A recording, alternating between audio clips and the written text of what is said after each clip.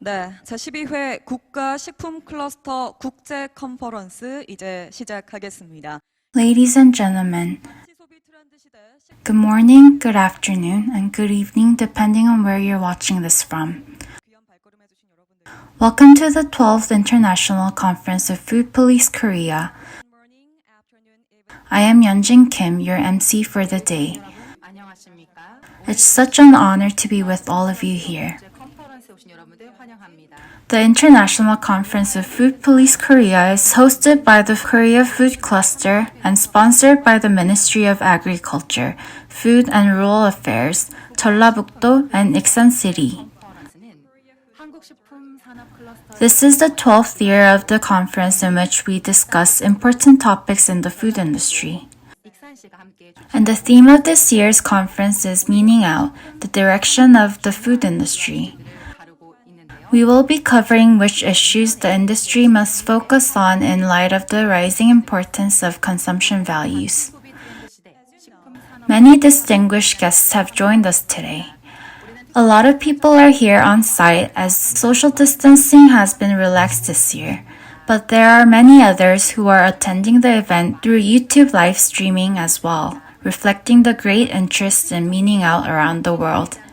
The 12th International Conference of Food Police Korea, which will be held online and offline simultaneously, will be the perfect opportunity to hear various opinions from domestic and foreign experts.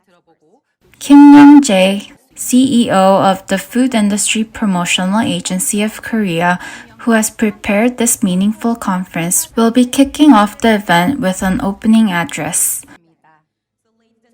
Let's welcome him to the stage with a big round of applause.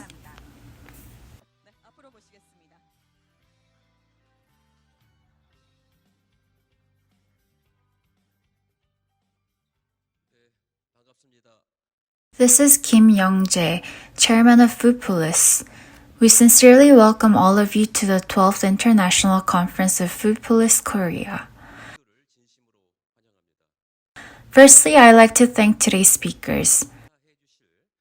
Minister of Agriculture, Food and Rural Affairs Jung Hwang-gun, Assemblyman Han Byung-do, Korea Agro-Fisheries and Food Trade Corporation President Kim Chun-jin, Korea Agricultural Technology Promotion Agency President An Ho-gun, Agricultural Policy Insurance Finance Service President Min Yeon-tae, Korea Food Research Institute President Baek Hyung-hee have sent us their speech through video recordings.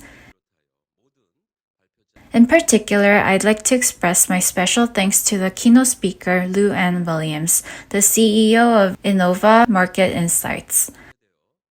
I'd also like to thank all the other presenters, including Turner Wyatt, who will be presenting the conference session.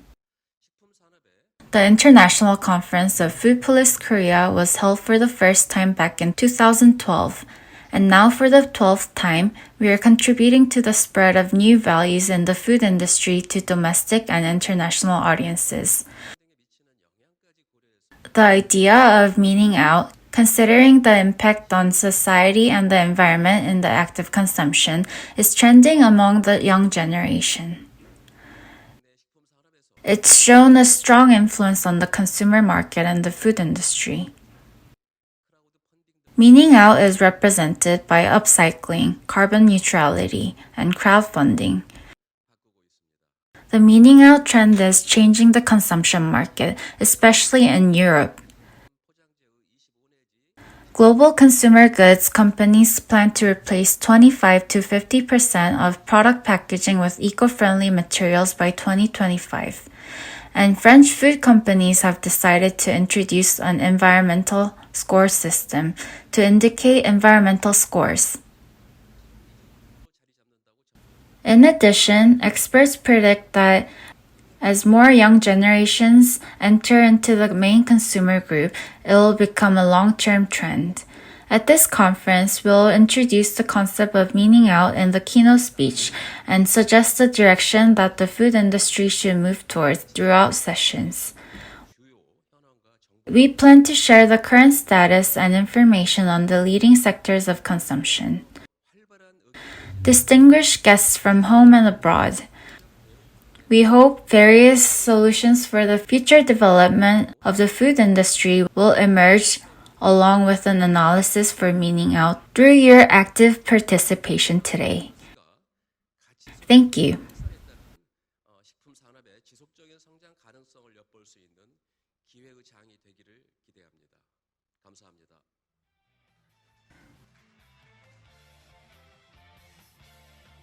Thank you very much for your warm message. As the chairman said about the importance of the efforts and direction of the food industry in the future, I think this conference will be a good place to share the importance of meaning out and sustainable food industry to all who attended. Once again, I would like to give a big round of applause to the chairman. Next, there will be a welcome speech by Minister Jung Hwang-gun, the Ministry of Agriculture, Food and Rural Affairs. Hello, everybody. This is Jung Hwang-gun, the Minister of Agriculture, Food and Rural Affairs. I would like to congratulate you on the 12th National Food Cluster International Conference.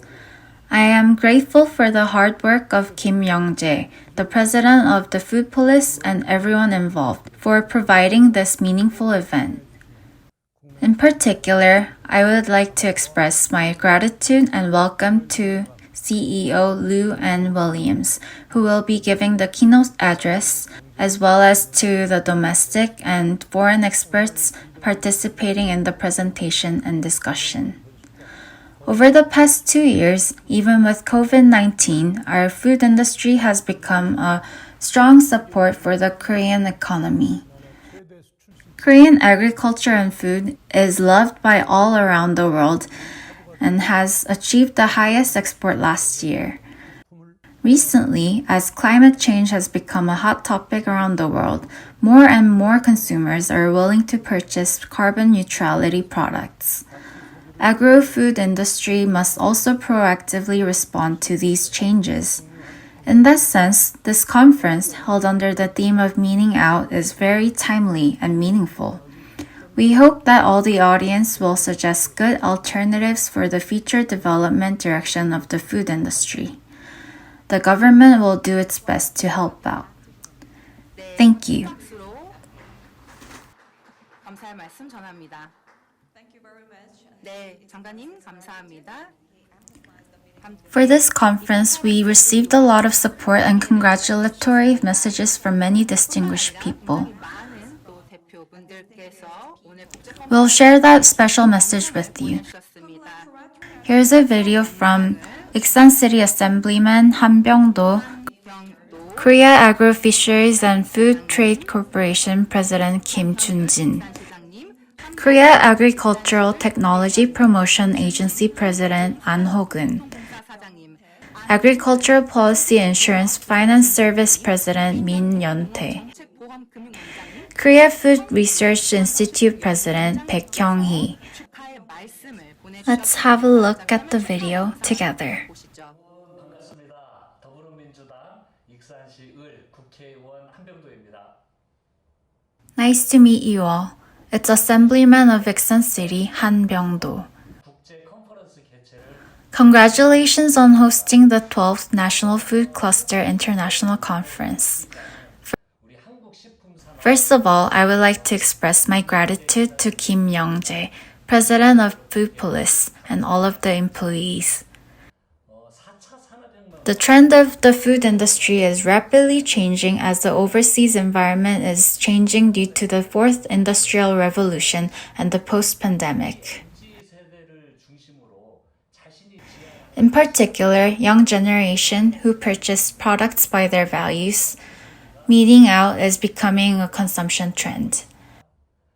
오늘 컨퍼런스가 I hope that this conference will find a way to develop the food industry with the rapidly changing consumption trends. 희망합니다. 다시 한번 Once again, congratulations on this conference, and I'm also going to do my best for development of the food industry. 노력하도록 하겠습니다. Thank you very much.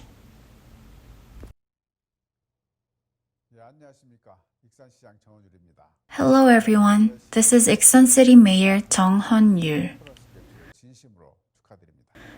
First of all, congratulations on the 12th International Conference of FOODPOLIS Korea. Also, I would like to express my gratitude to the people involved in this conference, as well as all the invited speakers who came from all over Korea and also from all around the world.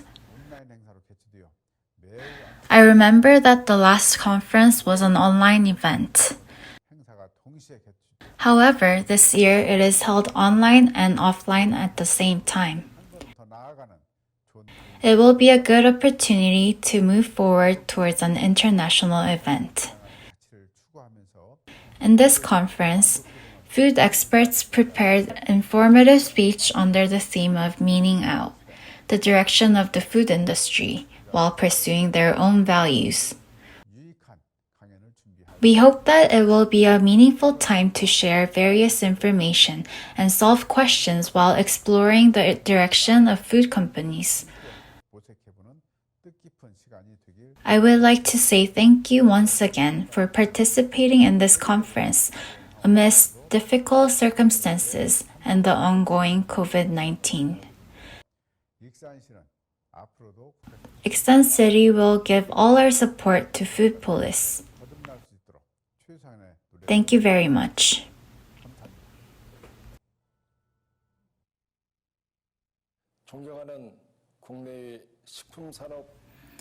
Dear respected men and women of the audience, it is so very nice to meet you.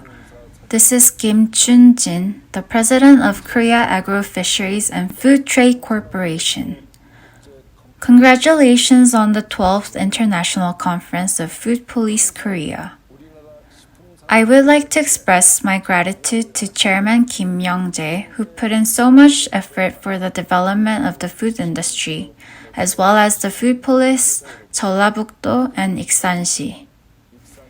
Due to the pandemic, the agro, fishery, and food industry have gone through many difficulties and rapid changes.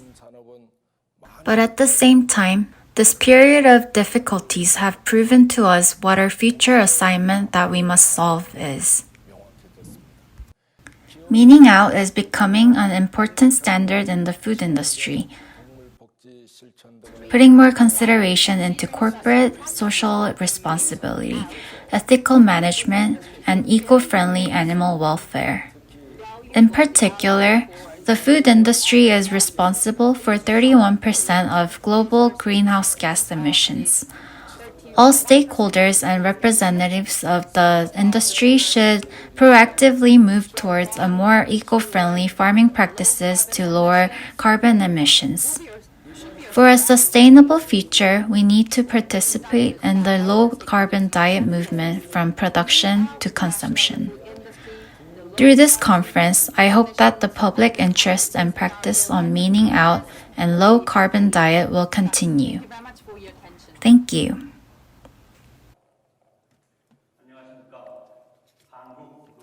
Good afternoon. Hello, I'm An Ho-gun, the president of Korean Agricultural Technology Promotion Agency. Congratulations on the 12th International Conference of FOODPOLIS Korea. First of all, I would like to express my deepest gratitude to Director Kim Young-jae of the FOODPOLIS, who held an international conference to share key issues in the food industry, and also to distinguished guests who took the time to attend. The 12th International Conference has established itself as a forum for international communication along with domestic and foreign industry university research networks. In particular, this year will be a meaningful opportunity to understand food consumption trends under the theme of Meaning Out, the direction of the food industry. According to the results of past food consumption behavior surveys, taste, quality, and price were the most important considerations for consumers when purchasing food. However, due to the recent climate issues ESG management, carbon neutrality, and eco-friendliness have emerged as important topics, and consumers are focusing on brand value rather than blindly purchasing products. Close cooperation between the public and private sectors is required to expand the new value domain of K-food. The public will create an environment for meaning out, and companies will have to paint the future of the food industry together by thinking about upcycling, eco-friendly carbon neutrality, and crowdfunding. It is expected that in-depth discussions on the future food industry and meaningful results will be gathered through this international conference, in which experts from all fields participate. Thank you very much. 네, 안녕하세요. 반갑습니다. 농업정책보험금융원 임현태 원장입니다. 올해로 벌써 12번째가 되는 식품 클러스터. Hi all, it's nice to meet you. This is Min Yeontae, the president of the Agricultural Policy and Finance Service. My sincerest congratulations on hosting the 12th International Conference of FOODPOLIS Korea. I would also like to express my gratitude to Chairman Kim Young-jae, the executives and the staff, as well as the invited speakers of the conference for their hard work. Food, clothing, and shelter are the three essential conditions of human life. And of the three, food in particular is the most basic element of human survival. It is the food industry that is responsible for these foods. The environment surrounding this important food industry is changing rapidly. Its importance is drawing more attention due to the acceleration of the fourth industrial revolution, the advent of the 100-year average lifespan, climate change, and the recent surge in international grain prices. Value consumption, such as health functional food, eco-friendliness, and green bio, is also emerging as a major theme. Interest in tech and food technology that converge ICT, AI, and big data is also growing. We at the Agricultural Policy and Finance Services are striving to keep up with such changes by making and expanding related funds. And we will continue to put in our best effort to support the revolutionary changes in the food industry. The meaning of this event shines even more in this period of difficulties and hope. I am more than convinced that this conference will play a key role in the growth of the industry. Thank you. 네, 박수 부탁드리겠습니다. 안녕하십니까? 한국식품연구원장 백형희. Hello, 한국식품산업 I'm Baek Kyung-hee, the president of Korea Food Research Institute. 국제컨퍼런스의 개최를 진심으로 I would like to give congratulations on the 12th International Conference hosted by FOODPOLIS and shout out to Chairman Kim Young-jae for making this happen. 또한 소중한 기조연설을 해주신 Also, I would like to express my gratitude to the CEO of Innova Market Insight, Lou Ann Williams, who gave a valuable keynote speech, and to the presenters for each session. 12회를 맞이했다니 대단하다는 생각이 듭니다. I'm very grateful that this conference has reached its 12th gathering. 휘둘리지 않고 본인의 가치 판단을 토대로 Meaning out is a consumption method of purchasing products based on value judgment. 가치 소비 트렌드는 The recent trend of meaning out of MZ generation is a consumption of goods that reveal their personal beliefs and values. 우리의 미래가 나아가야 될 방향은 지속 가능성이 있습니다. Sustainability is the direction of our future. 컨퍼런스가 가치 소비 트렌드 Therefore, this conference's theme of meaning out, the direction of the food industry, is a good topic that fits the current trend. 라고 생각합니다. 이번 컨퍼런스 This conference will provide a good opportunity in the food industry to discuss and exchange information on the direction of innovation that should be pursued by the food industry in the era of meaning out trend. 정보를 교류하는 좋은 기회의 장이 The Korea Food Research Institute is also conducting research on food technology and carbon neutrality to contribute to the development of the sustainable food industry in line with the flow of meaning out. 연구를 수행하고 있습니다. In addition to sharing international industry trends and useful knowledge, we are making great efforts to establish a system of close cooperation with industry officials, including the Korea Food Industry Cluster Promotion Agency. 이번 국제 컨퍼런스를 통해 참석자 We hope that participants have a meaningful and fruitful time through this international conference. And we hope that the conference is successful and that it helps the food industry develop further. 마지막으로 김영재 이사장님 Lastly, I would like to express my gratitude once again to all the audience and speakers, including Chairman Kim Young-jae. 참석하신 모든 분들께도 행운이 Thank you very much. 감사합니다. Thank you very much. They showed 네, 감사합니다. Thank you for the videos and the message. 국제 컨퍼런스에 관심 The speakers conveyed the main theme and the meaningfulness of this conference very thoroughly within the context of the global trend. 있어서 말씀해 주셨기 Now, 때문에 let's move on to the keynote speech session. 특별한 또 유용한 The theme of this year's keynote speech is Conscious Consumption, the future of the food industry. Lou and William. Now, let's move on the first session. In this session, we're going to talk about a world where there is no wasted food, upcycling. The first presenter is CEO of Upcycled Food Association, Turner Wyatt, would like to present social efforts in the name of food upcycling. So please welcome him.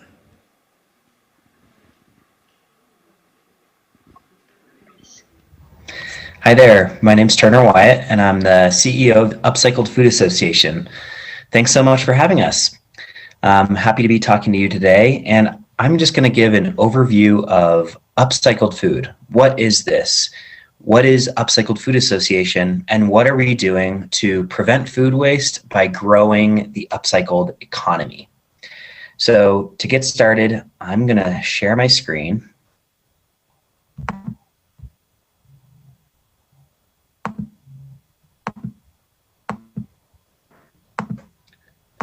Okay, thanks for bearing with me there.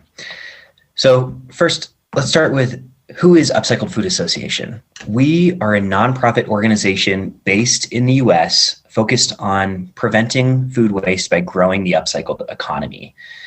Why is it important to prevent food waste? Well, about 30% of all food is globally is wasted.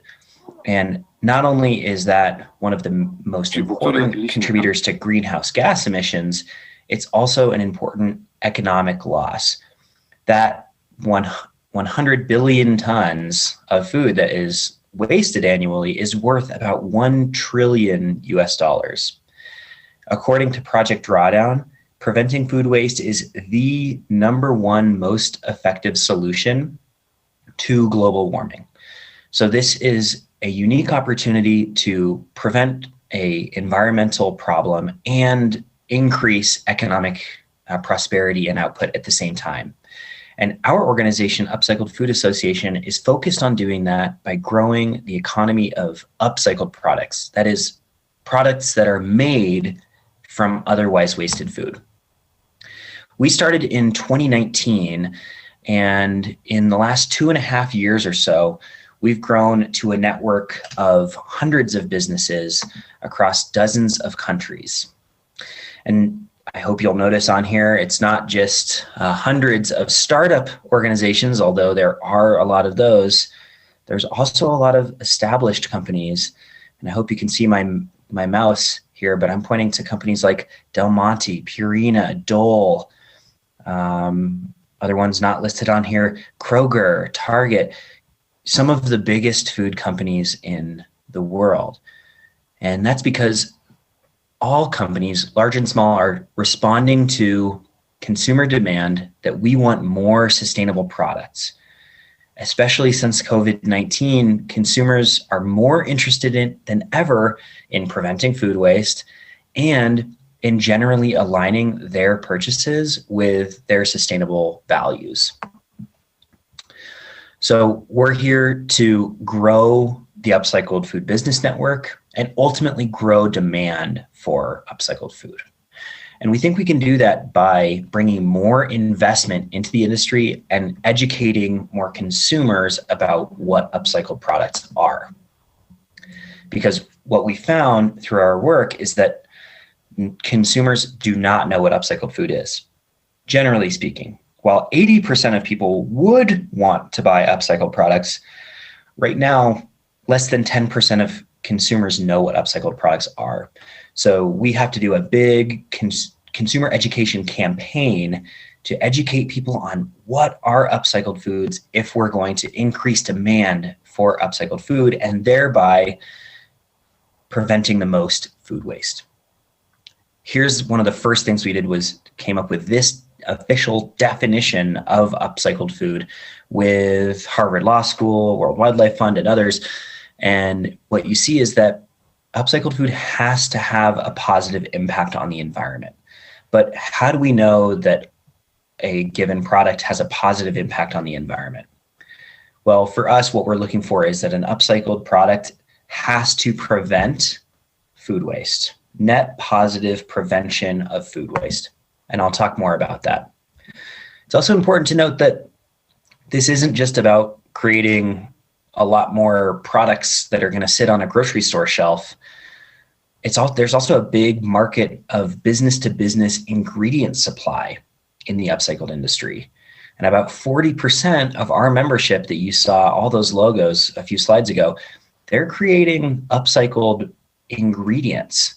So in order to participate in this fast-growing movement, you don't have to develop your whole upcycled supply chain yourself.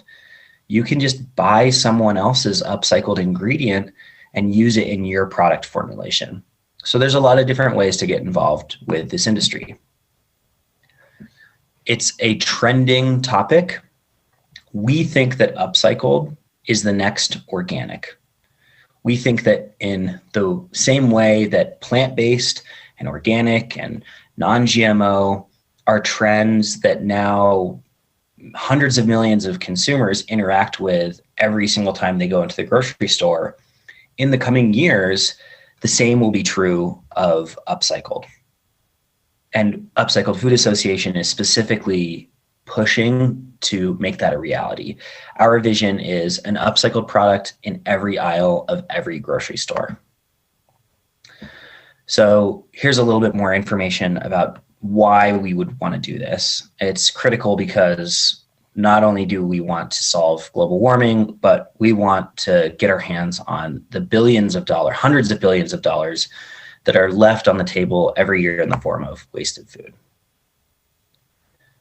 And here's a lot of stats that are that some of which I've touched on, some of which I haven't, to give you a sense of how the upcycled industry is growing. Thanks now to our upcycled certified product certification program, which I'll talk about, we now know that sales of upcycled products, thanks to the global movement of hundreds of businesses all using the centralized marketing and messaging strategy created by Upcycled Food Association, sales of upcycled products are growing by the hundreds or thousands of percent. We have a new partnership with SPINS, which is a sales data collector in the US. And what they're showing us is that compared to last year, 2021, sales of upcycled certified products have grown by over 1,000% in the natural grocery store channel. So this really is a trend that is not just showing up in the research, but also in the sales of real products. So briefly, I'll talk about the 3 ways to get involved. Our main program is membership, and we do have members based in Korea already. And this is to any business in any country can join our membership, whether or not you have a current upcycled product.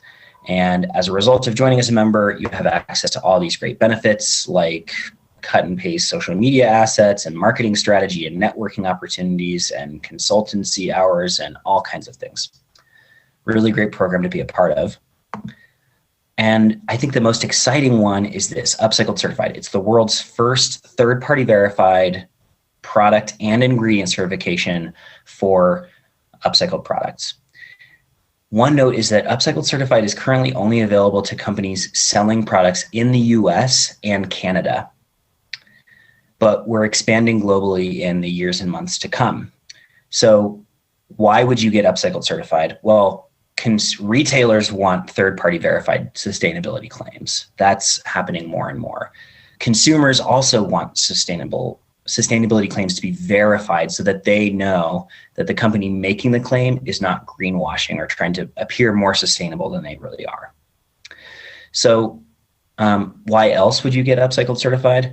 The most important reason is that 74% of consumers said they were more likely to buy a product once they knew it was Upcycled Certified. So it's going to have a direct impact on sales.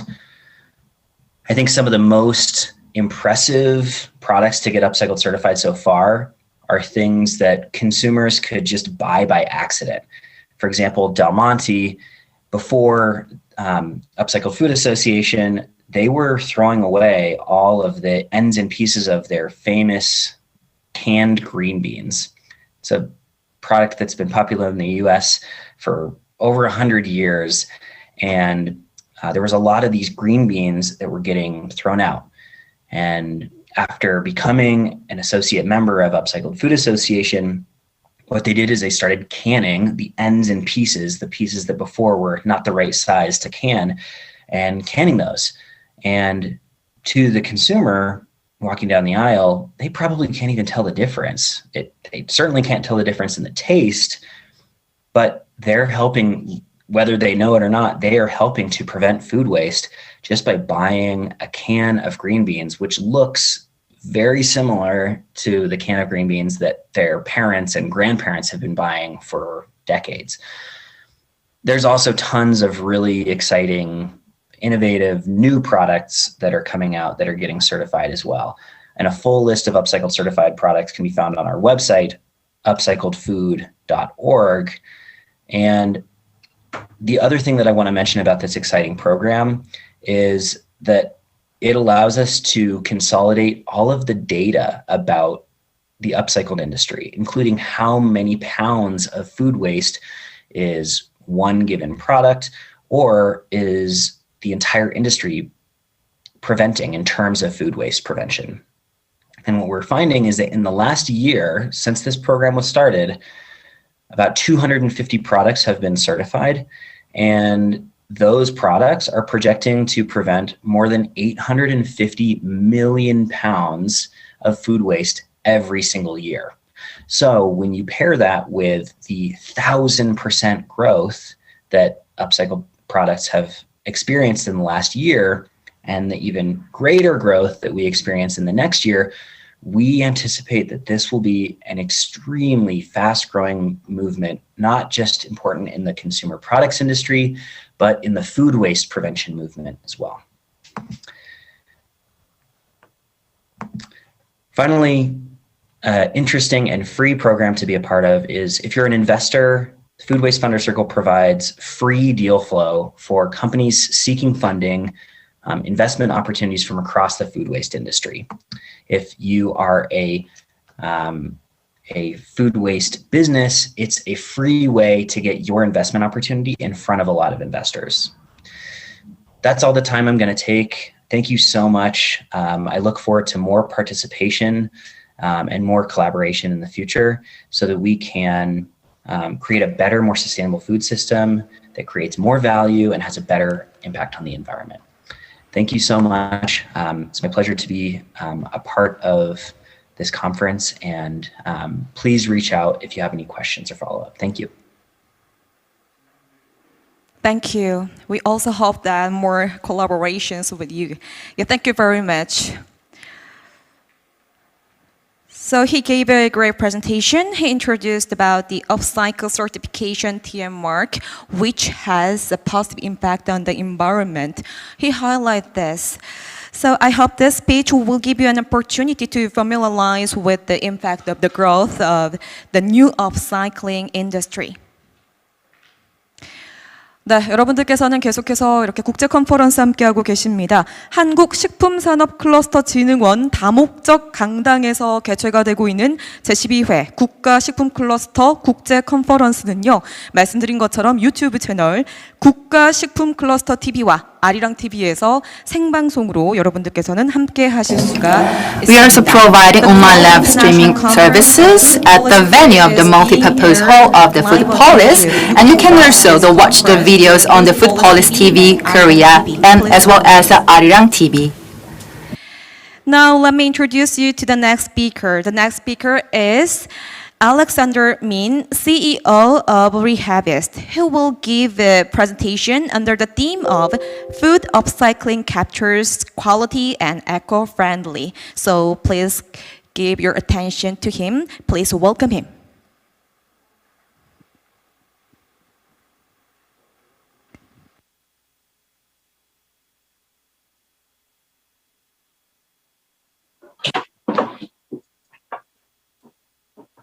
Hello, hi. My name is Alex Mann. I'm the CEO of Reharvest, and today I'm gonna introduce overview of Korean upcycle landscape.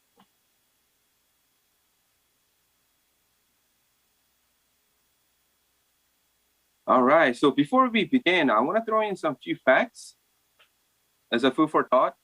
1/3 of all food that is currently being produced is actually being thrown away, and half of it actually derives from the food byproducts. Now, when I say byproducts are the things that are made in the production stage. Sorry, can you hold on a minute? Sorry.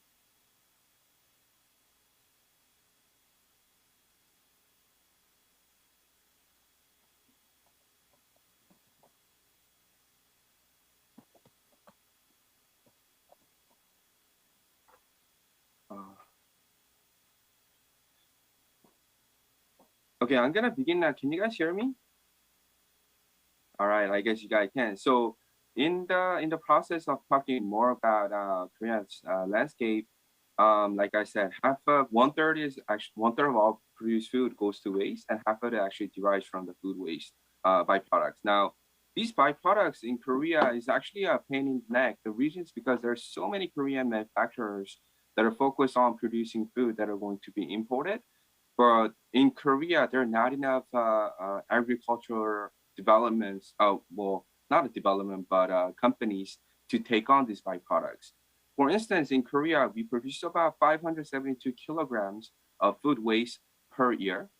And that is actually equivalent to serving roughly about 200 people's meal for 10 days. So that alone is a significant impact on what's going to happen, what's going on in Korea. Now, because of those little things, I see more growing needs in terms of upcycling the byproducts, and thereby doing so, we're closing the loop in the F&B industry. So I wanna start with the presentation. Let me see if it works. Now, let's talk about upcycling, and let's specifically talk about food upcycling. What is food upcycling? People call it edible upcycling or whatnot. Upcycling is a combination of two words, recycling and upgrading. So there's a difference between recycling and upcycling, obviously. So let's talk about three concepts. There's downcycling, there's recycling, and there's upcycling. Now, when I say downcycling, we take on the byproducts, in this case, ugly potato. We use it for a value that is less of what it was thrown away as. So for instance, if this potato were to be used as a fertilizer and thereby sold for cheaper than $1 when this value of the ugly potato was $1, then it is a downcycling. Now for recycling, we get this ugly potato, we dress it up, try to repurpose this ugly potato into a sellable potato. It could be a recycling because the value likely to stay.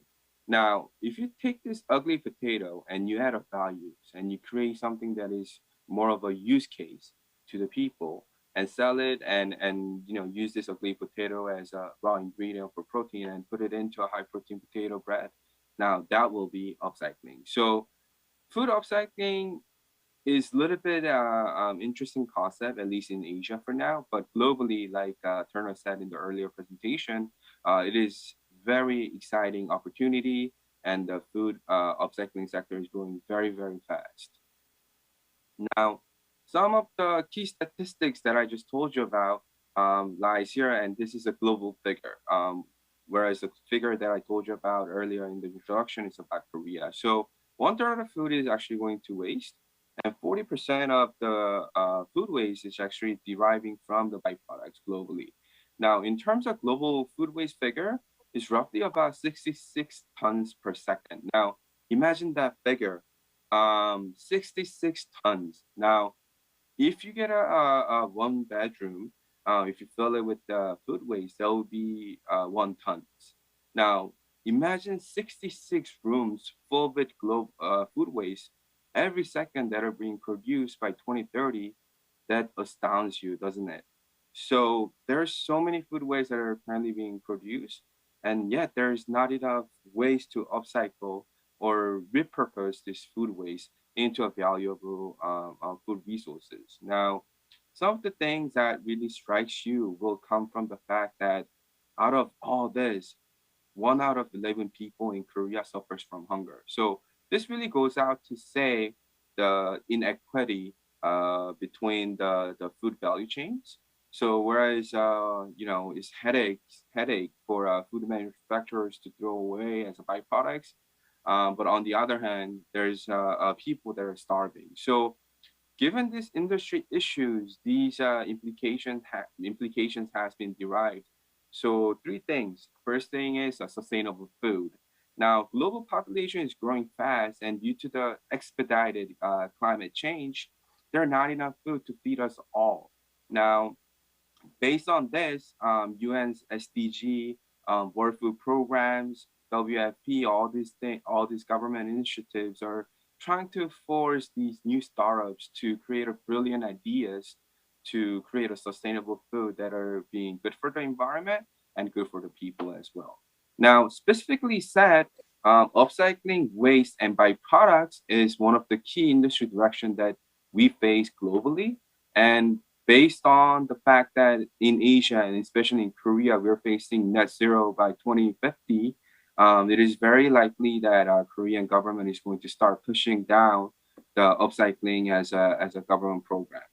Now, in order to, and third issue will be to reduce hunger. Like I said, on one hand, there are so many people that are actually suffering from hunger, whereas on the other hand, people are having trouble because there's so many food. Now let's talk about Korea. How many food waste is out there. So like I said earlier, there's about 570 kilograms of byproducts that are currently being produced per person annually as of 2019. And that nets to about 29 or roughly about 30 million tons that are currently being produced. Now, about 70% of the byproducts are actually thrown away as food waste. And these are some of the key figures that I wanted to pay attention to. Now, let's talk about Korea's landscape. Like in the midst of global shift from non-edible upcycling to edible upcycling shift, Korea has been a little bit slow in terms of adapting those food waste. Now, Reharvest was the very first Korean company that focuses on food upcycling. And we're actually one of the first, I think we're the first Asian company that actually joined the UFA, which was created by Turner as well. Now let's talk about byproduct usage. Globally, these byproducts has been used as fertilizers, compost, fuel, furniture, packaging, feed, and whatnot. And mostly it has been recycled or downcycled. So as an implication, you see that a lot of the low value added products has been made from these byproducts. And there were not any food upcycling company up until Reharvest. So there are not many cases or examples that a company can look out for. Now, of course, because of that, there was a very low government support. And when there's very low or no government support, it is very hard to foster the industry as well. But recent 5 years, what I have seen so far was the shift from non-edible sector to the edible sectors.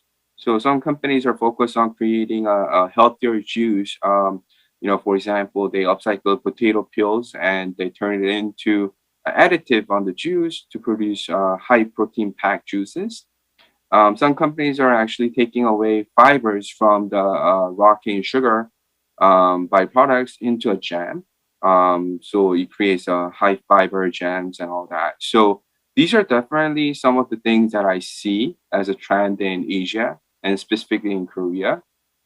And due to the ESG in Korea, which is focuses on all non-financial impact, including environment, social, and governance, there's been a rapid growing needs of food upcycling as well.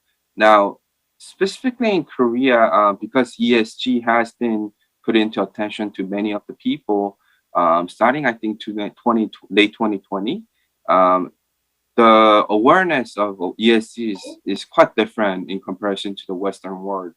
The reason is because Korea, when we say ESG, we tend to focus more on the environmental sector of the trend, whereas the social and governance is still kind of, we're still trying to figure out what the best ESG trend will be for Korea as well, I guess. Now, the global food upcycling industry is growing with the fact that people are willing to pay extra for eco-friendly products, and people are they're willing to go extra miles to find food products that are upcycled. Now, given the statistics, there's an ongoing needs of alternative food, such as alternative proteins, alternative eggs, alternative beef, and all that. Out of those people that are consuming alternative food, roughly about 70% are doing it not because they're vegan, because they value the eco-friendliness of the alternative food products. So, but there has been ongoing concerns about alternative foods, right? For example, when we talk about soy beef that's being derived from the mung beans and other beans, a mixture of the beans, we question the fact that is it really eco-friendly? These beans, is it really non-GMO? Is it really healthy? Is it really healthy for the environment as well? These questions are not applicable to the food upcycling products because we maximize the eco-friendly values by upcycling the very core raw ingredient of the most of the products that we make. And because of that, we see more growth in Korea for food upcycling as well. So in terms of Korea's landscape, there has been rapid growing niche for upcycling. A lot of the conglomerates in Korea has been jumping into the food upcycling sector as well. Most recently, Reharvest has been partnered up with CJ, and CJ is one of the biggest companies in Korea to produce F&B products and solutions. So we have partnered up with CJ to create bakery products, also partner up to create noodle products and upcycle various different byproducts at the moment as well. Now, for the fact of other companies that are growing to upcycle, there's Lotte. They have launched a company called Re-Earth to produce eco-friendly products. And many other companies that are going to create, at least in the discussions of creating some kind of a food upcycling ventures or the function within their conglomerates as well. Now, in the light of food upcycling, I do want to showcase Korea's case a little bit more with the Reharvest's case.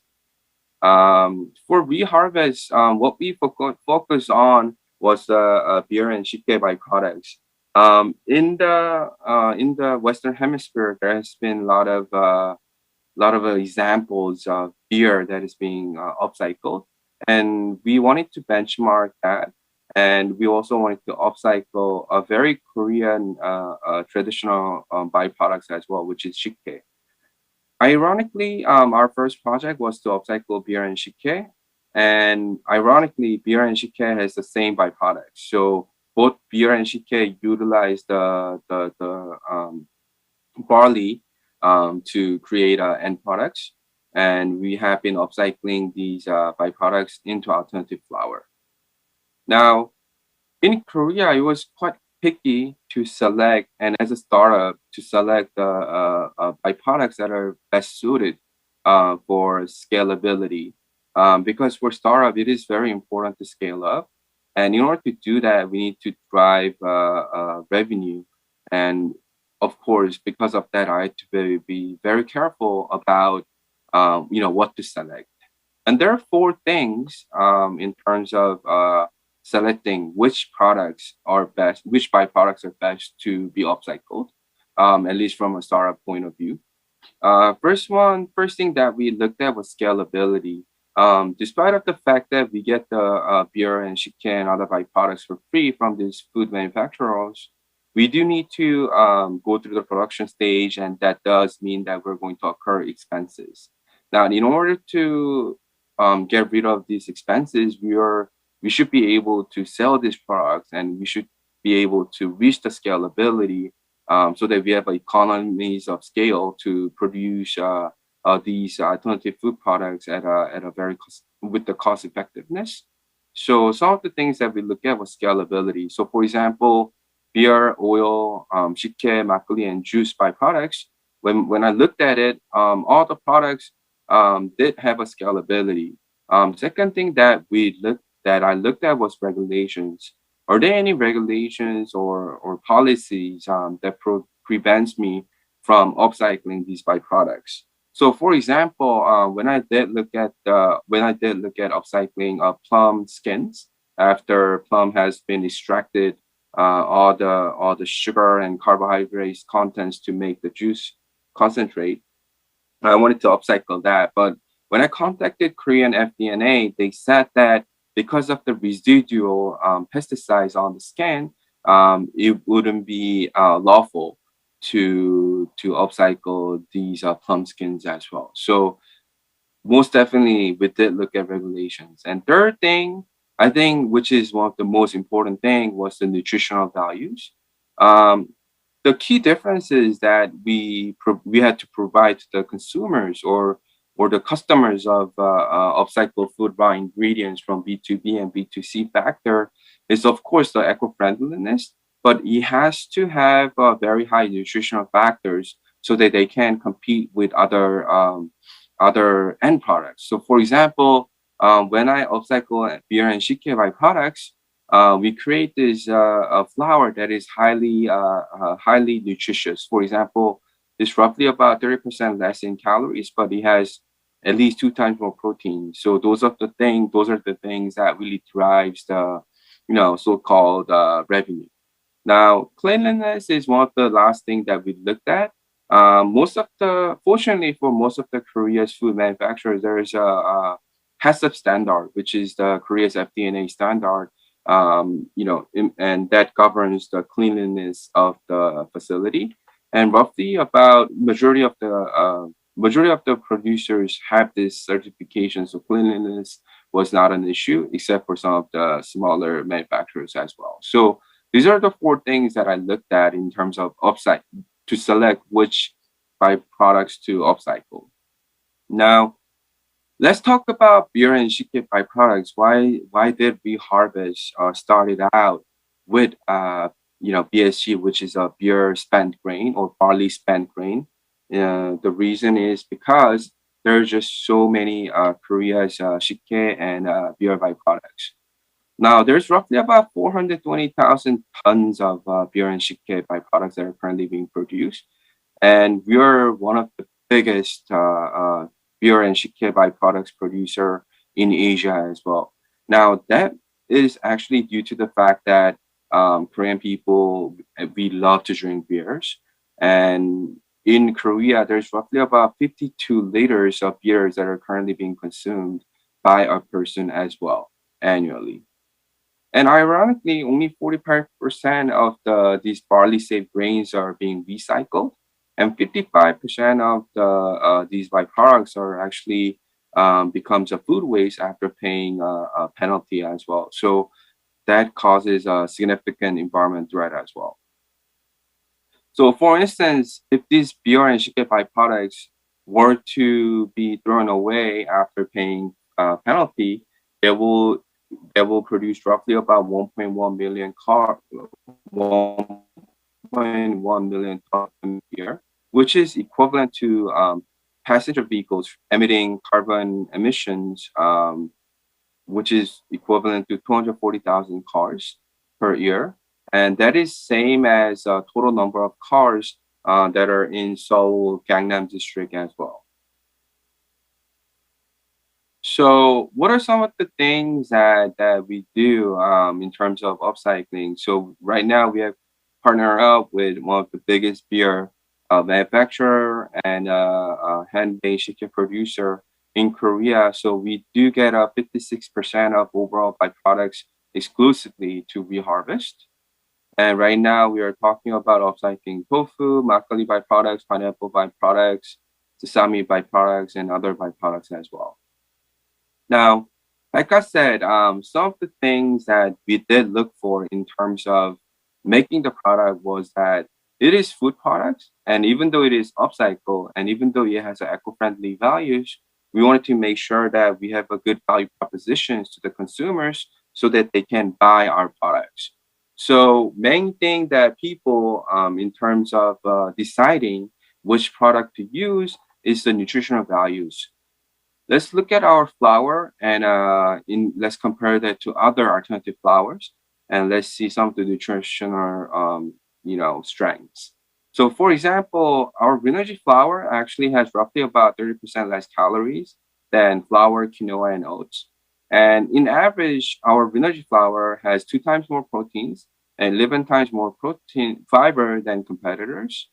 And a lot of times people ask me, what are the reasons why that these byproducts, these or my alternative food products has such high nutritional values is because of the fact that a lot of times when we look at a byproducts, we take out what is the most unhealthy part of the raw ingredients and turn it into products so that what is left over is highly nutritional. So for example, let's look at beer. We take the barley and then we boil it and we take out the most delicious part of the barley, which is sugar content and carbohydrates. And we use this liquid and we add different food additives and yeast to turn it into a beer. So if you look at the barley that is being extracted after taking away all the sugar and carbohydrate contents, we have a highly nutritional byproducts that has literally no carb and no sugar content. So because of that, the net amount of what is left over presents you with very attractive nutritional figures. Now, not only that, in Korea, our products is much cheaper to produce, and mainly because of the fact that we get the byproducts for free. And even though some of the byproducts that when we work with smaller craft breweries, we do pay for it, but it is minimal amount of producing a flour. So when we look at production cost, it is much cheaper than competitors. And in terms of sustainability, there is a huge chance for sustainability as well. So a lot of times when I face with the negative criticism, I do want to ask them, our product has very rich in nutritional values, and also it is quite tasty. And finally, it gives you the eco-friendly values. And what could be the reason why you do not want to purchase or become our customers? And these are some of the questions that I ask them. And when they are faced with these questions, it is very hard to answer because we do have that strong value propositions to differentiate ourselves from the competitors as well. Now, we do need to talk about ESG, and the reason is because a lot of the conglomerates in Korea, they focus mainly on the financial figures, and now thanks to the ESG, more and more companies are keen to implement eco-friendly ventures, eco-friendly products. So for our product, 1 kilograms of energy flour actually does save about 11 kilograms of carbon and 3.7 tons of water, as well as upcycling 3 kilograms of byproducts. And these numbers are derived from the internal analysis only. And reason is because, at least in South Korea, we don't have a government certified methodology to come up with the figures that are very specific to the carbon savings and water savings. Now, these numbers are actually derived from the three main factors. One factor is if these food byproducts were to be thrown away as a food waste, how much carbon that is going to be produced. Second will be, since we're replacing the flour, all the negative environmental impact that goes on to creating a wheat and turning this wheat into flour has been added. And also, third important figure will be the fact that how much carbon or the negative environment impact that has been created when we are producing energy flour as well. Now, at least in Korea, when we first introduced our product, there has been a very good feedback from the market. And what I really believed was lean new product development. I didn't want to hold on to the product development as long as I can so that I get 100% satisfaction from the consumers. Rather, I wanted to show my prototype. I tried to test my prototype in the market to find the best product market fit so that we could create a very stable cash flow as well. According to our consumer base reviews, 90% of the people that are food upcycled products, at We Harvest, we upcycle these beer byproducts and we make the alternative flour products. And we use this alternative flour to create like bakery products and granola bars and such. So by selling these products, we get a feedback from the consumer saying 90% of the consumers thought that our product was very tasty, and more than 90% of people thought food upcycling as a positive social change. Now, right now we are upcycling chicken beer byproducts, but in the future we're going to upcycle even more byproducts, and we are trying to lead the ESG trend in Korea's F&B industry as well. Last year, thanks to the push from the government to implement the ESG trend with the government policies and 2050 net zero policies, there has been increasing demand for F&B companies to focus more on ESG. Some of the pain points that these manufacturers had was, as a food producers, the cost is some of the main drivers of the executive decision making, and because of that, it will be costly for them to do follow the environmental rules. So, for example, if food producers were to implement capex to put in the equipment and sensors to monitor the carbon, and also try to implement equipment to reduce the carbon, that will be a huge cost. So they're actively looking for raw food ingredients that can reduce down the carbon as well. And these are some of the products that we have been making so far using our upcycled upcycled alternative flour. We have made egg tart, chicken tender, hot dog, snacks, granola, ice creams, and such. And you can easily see our products in partnership with Durejiru in Korea and also Mr. Pizza in Korea as well. Now, I do want to wrap up my presentation. I do want to emphasize the fact that food upcycling is way to go. The reason is because we're faced with the climate change that we can feel it. In Korea, 10 years ago, I wasn't feeling any needs to buy a mask. Not because of the COVID, but at least in Korea, we bought masks to prevent microdust coming into our system. So those are some of the social changes that I see so rapidly.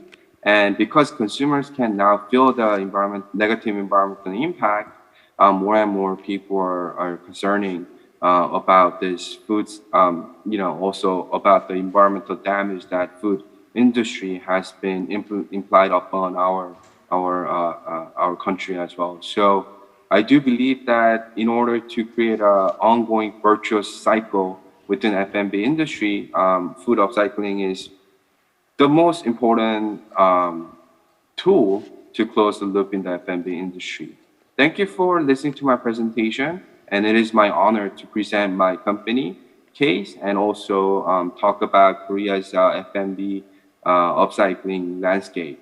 Thank you very much. And if you have any questions, please let me know. All right, we will talk about the questions and answer after the session 1. Thank you very much for your awesome speech. Well, he explained the Korean food upcycling and also he introduced his company, so we can learn more about this. Well, thank you very much for your awesome presentation again. Well, I have to say this, it's an online live event, so please understand that if there is technical problems, so I think this is a beauty of the event. Well, I'd like to introduce the next speaker. Jacqueline Hoider, Director of Evergreen, will give an interesting presentation on the topic from byproducts to becoming a sustainable food product. So let's meet the speaker together. Everybody, and I'm very happy to be with you today on such an exciting event around food systems change, particularly in South Korea. I'm Jackie. I'm from Evergreen Ingredients. We're a subsidiary of AB InBev. It's a global beer company. So we have brands such as Budweiser, Corona, Stella Artois, the brands of which you might know a little better than AB InBev or Evergreen. But the scale and the opportunity is something that I'll move through today, and that's really the key purpose of explaining to you our journey and really engaging with you as we continue to grow on the journey and seeing what we can do together. So just before we start, I'll give you some background as to who I am. So my name is, as I mentioned, Jackie Hochreiter. I've been in sustainability functions for about 4 years now, working in the AB InBev beer business, working on climate change, circular economy, food systems, and agriculture sustainability for a number of years, as mentioned, prior to which I worked on public health, mostly in the European Union. And in August 2021, I joined Evergreen, which is a really exciting new part of AB InBev focused on value creation, essentially reimagining what could be from the nutritional side of our business, which is yet untapped in terms of the protein and the fiber that is a byproduct today of the beer brewing industry. It's known as BSG, and essentially transforming that into ingredients for protein and fiber for human consumption. So that being said, the first question that we have, although it is the morning, is who's ready for a beer? The reason why this is up on the screen is because oftentimes when people hear the word barley or they talk about the grain that is barley, they normally think about beer for human application, or they would think about animal feed. So it's not unusual given that barley has been used in beer brewing for centuries, if not millennia, and it's certainly something that is valuable in and of itself. But as mentioned just before, the byproduct of that beer brewing process is very, very rich in proteins and fibers. So that's a super exciting nutrition and upcycling opportunity, which is what we're exploring today. What people maybe don't realize is the extent of the scale of that brewer's spent grain, right? So 9 million tons of brewer's spent grain are produced every single year across the entire brewing industry, and that's on a dry matter basis. So when it comes off of the beer brewing lines, it is multiples more in terms of metric tons. And what that equates to is 2.7 million tons of protein and 2.5 million tons of fibers, 1.2 million tons of additional fibers, and then the rest is, other ashes, oils, and some, very minimal carbohydrates. So today what's happening, the status quo is that the BSG is basically going to animal feed, and, it's not processed any further than coming off the lines of the beer production. And those cows eat the proteins, eat the fibers, and essentially contribute to the meat industry, which is, number one, not particularly sustainable, and number two, not very efficient at all. So for every gram of protein that goes in to feed a cow, you only get 1/10 of that protein back in the meat that you consume. So there's a lot of loss and inefficiency in that process of sending the BSG to animal feed today. And as you probably see in the world around you and the way that trends are moving today globally as well as in Southeast Asia, there is an increased interest rather in the plant-based food industry and plant-based food ingredients for reasons of health, nutrition, and sustainability. And so what we believe is there's never been a better chance to embrace the opportunity that is upcycled ingredients. But that certainly comes with some effort, and that's what I'll also share with you today. So this is just a summary of the nutritional content. So as I mentioned, a significant portion of plant-based protein. For those of you who are familiar with the protein digestibility score, I know that you may have some local differences in the way that you calculate the protein digestibility score. But on a PDCAS basis, we're talking about around a 0.6 PDCAS of protein with a deficiency in lysine, which is fairly common for any grain source of protein. Now, there's also a lot of fibers and vitamins and minerals which are yet untapped or undiscovered as part of the BSG project. Some of the applications you might ask, well, great that you have protein, but what are you going to do with it? Some of the applications include sports nutrition specifically, because protein, of course, is naturally linked with muscle recovery and sports performance as a result. So sports nutrition beverages, both in the ready-to-mix and ready-to-drink formats, as well as soft bars or gels applications.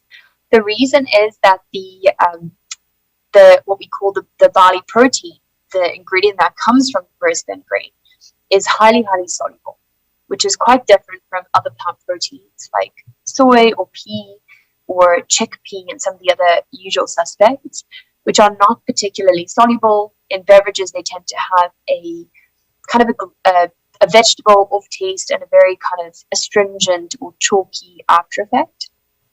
So we do see the opportunity for fantastic beverages fortified with protein as an opportunity in applications.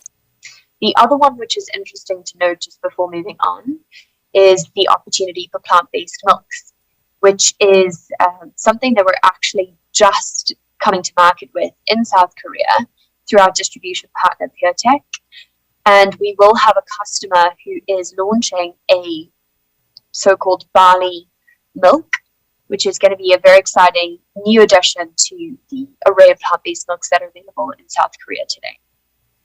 So more to come on that. Deep diving for a second on the nutritional content of barley spent grains. So I've mentioned anecdotally in the last couple of minutes the amount of protein, the amount of starch that is in the brewer saved grains, as we call it, or brewer spent grains, as you might know in the industry. But how that differs from barley malt is quite interesting, because barley, as it is in the field, and once it's malted, it's processed, it's heated for the brewing application, contains a majority, 3/4 of its composition is starch. And because the brewers love to convert starch into alcohol, that is one of the reasons why barley is just a perfect grain for brewing and beer applications. So it's interesting to think about the way that comes to life when the starches are removed and the rebalancing of proteins and fibers. You can see that protein is up at 30% and fibers come in around 45+%. So it's essentially something which is just when you see it like this, the story writes itself, and it's just a wonderful opportunity to, also to not have that starch byproduct. Similar to what the pea guys and the soy ingredient companies have, is that they create a soy protein isolate or pea protein isolate, but then they have this starch byproduct, which is really not particularly sustainable in the applications and the energy intensity that it takes, not only to remove that starch, but then to dispose of or throw away that starch in the grand scheme of things. So fast forwarding to let's say that the status quo for Evergreen today is based on the incredible amount and scale of spent grains that EB InBev has on hand. We have commercialized our first ever ingredient, which is called EverPro. And EverPro is the barley protein that I mentioned is perfect in beverages, with sports nutrition, plant-based milks, etc. And the reasons are the solubility, number one, and the fantastic taste, number two. And that taste, interestingly enough, took about 7 years to get right. So it wasn't easy. It wasn't something that was just naturally occurring. It was all about the process that was taken and the way that the scientists and developers worked within Evergreen to optimize and to bring out the sweet, malty type of flavor that really, really works in some of the beverages that I've mentioned today. One other thing to mention on this slide before we move on is the fact that the nutritional benefit of a barley-based or grain-based protein in combination with a legume protein will provide the same quality of protein as animal protein today. So that is the PDCAAS score of 1.0 if you combine pea and EverPro barley protein today, which is really, really exciting. So how does it stack up, that is EverPro, compared to some of the other available protein isolates or protein sources on the market today? And the answer is fairly well to very well. So for some of the protein products that you see available today, the availability of protein is around 90%. Some of them are higher, some of them are lower. And the carbohydrates, when it comes to EverPro, are fairly low, if not negligible, as compared with some of the other proteins available today. You'll see that wheat stands out as being quite different in terms of its protein content. And for that reason, it doesn't really compete with the other protein isolates available today. Some of the other points of interest here are the fact that the fat content is so low. So very low trans fats, beg your pardon, are present in EverPro as compared with some of the other sources of protein available today. Just to summarize some of the health benefits, and I mentioned the protein applicability for sports nutrition and muscle recovery. The EverPro ingredient is highly bioavailable, which means it's very easy for people to absorb the protein in their bodies once they eat it. And that results in let's say a really, really interesting nutrition proposition for sports people who want to get as much protein as they can right after exercising, because it does help them to recover, to make sure that their muscles are stronger, and then perform better in the future. Some of the other opportunities, you'll think about the fiber, some of the vitamins and minerals that you see present in EverPro, or the other portions of the BSG today. Those are also very interesting for human health. Some of the claims or nutritional areas of exploration that we have today are for gut health, particularly on the fiber side, fatigue and satiety, particularly fatigue on the iron side, and satiety on the feeling of fullness without all of those heavy carbs that might make you sleepy.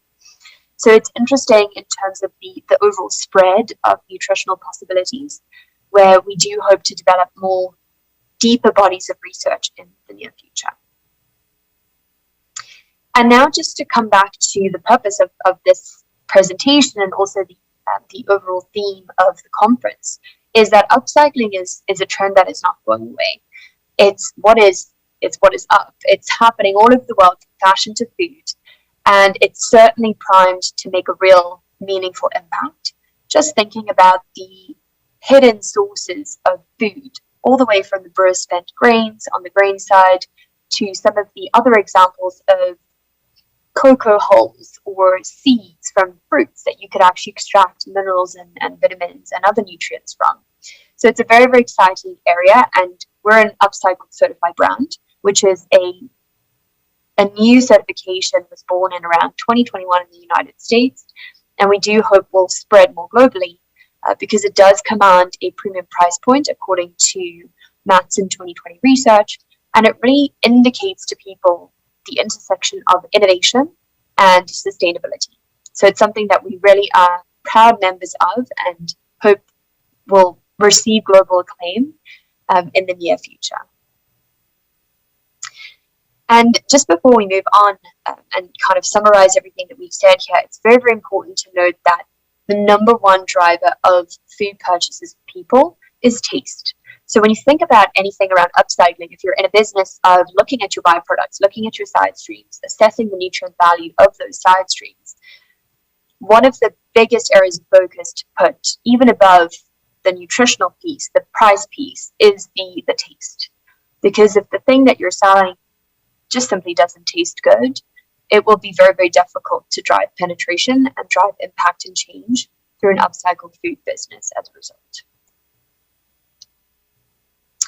So here are some of the brands or ingredients that have made it as upcycled certified products today. Again, fantastic taste, good availability, good price. You can find some of these mostly in the US or Europe. And of course, on the right-hand side is the EverPro ingredient, which I highlighted earlier today. And of course, consumers agree when it comes to the piece about impact, provided taste, price, and all the other factors that drive purchase come to be. It's almost the case that nobody can disagree around the sustainability principle today. So we do see a heightened expectation from consumers that companies do what they say when it comes to sustainability. And upcycling is indisputable in terms of sustainability impact, both from making better use of resources that we have today, as well as diverting some of the animal consumed meats, which have huge global greenhouse gas emissions today, and diverting some of that consumption into plant-based. What that looks like in quantitative form is what you see here in front of you, is something called a life cycle assessment. And this proves that the upcycle model is truly what we say it is when it comes to sustainability. So the LCA methodology is ISO certified, or ISO compliant rather. It's really, from a product sustainability perspective, the best in the book in terms of finding out your climate, your water, and your land use and other key metrics as an ingredient or as a product. And you'll see that EverPro has up to 5 times better greenhouse gas scores, incredibly heightened better land use, simply because we don't take any additional piece of land today compared to other plant-based protein or animal protein ingredients, and also very, very low water consumption. So in summary, it's important just to take away for the group here that the barley BSG, or the barley protein, is something that is quite remarkable in the fact that it can deliver nutrition, i.e. a very high quality protein. It's plant-based, it's functional from the solubility side of things, and of course it's upcycled and sustainable. So beyond all of those basics, the fact that it's delicious is something that we certainly think is going to penetrate the market in a way, given time, and hopefully be part of the cultural fabric beyond beer in years to come.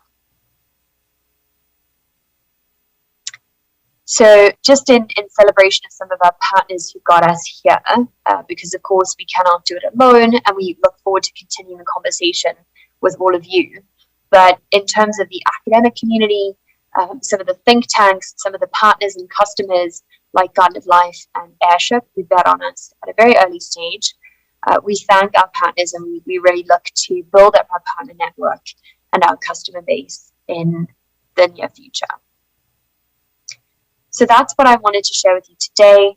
I'd love to stay in touch and I look forward to connecting with you on LinkedIn or on email. Thank you very much.